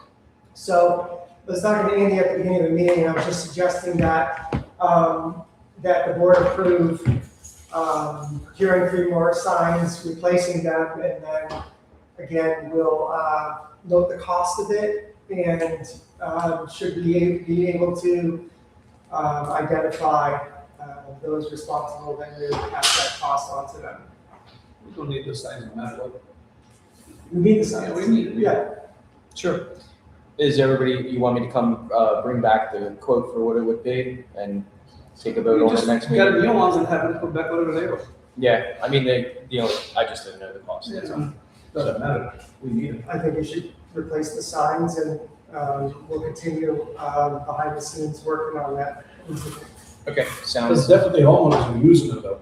Yeah, oh yeah, no, I can contact him for sure. So we're just looking for a motion on that then. Only question I would ask, we're replacing the tree, so we're back to square one. Are there any other spots where you guys think we might have benefited from? Because if he's buying, we could maybe. Well, they wouldn't be. I mean, the only thing is because of the way they were, needed to be attached and so on, we ended up with two in here. And, one on the pole, but not one at the actual front door. So when if someone's going to the front door where we have the bulletin board. Yeah. And they're just like, maybe their fob isn't working or something, they want to reach out to Kai. Maybe we could put one on that wall outside, so maybe a fourth. Is everybody good with that? Take this one down. Or take one down, I guess, so we don't have to inside. Relocate. Okay. Yeah, you're right. So, should we add one more to the front? I just know that when you're at this door, on the outside, you can't see one. Okay. I'm trying to think of where people like say, oh, what's the name of that company, you know, because the thing isn't working or I whatever. understand. So I mean, I would suggest we replace the three and then maybe get two more along, we'll buy one for outside right there and one for outside there. All right, so four total? Unless there's any objection, I mean, I think this would need to be a big topic of discussion, but. All right, so sounds like a motion. And keep- Do we have a second? Second. Second, okay, gotcha. Any additional discussion?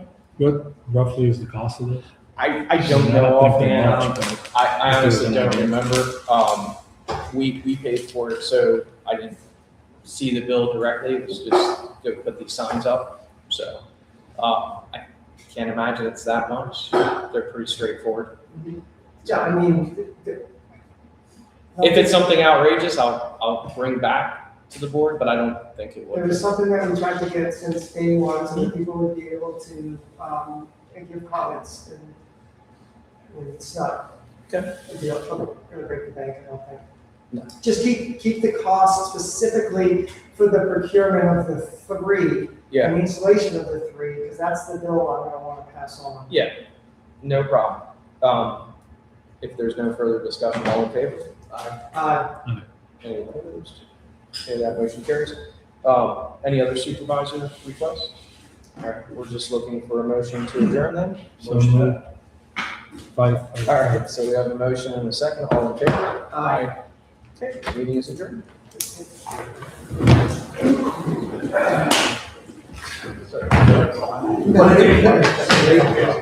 Email.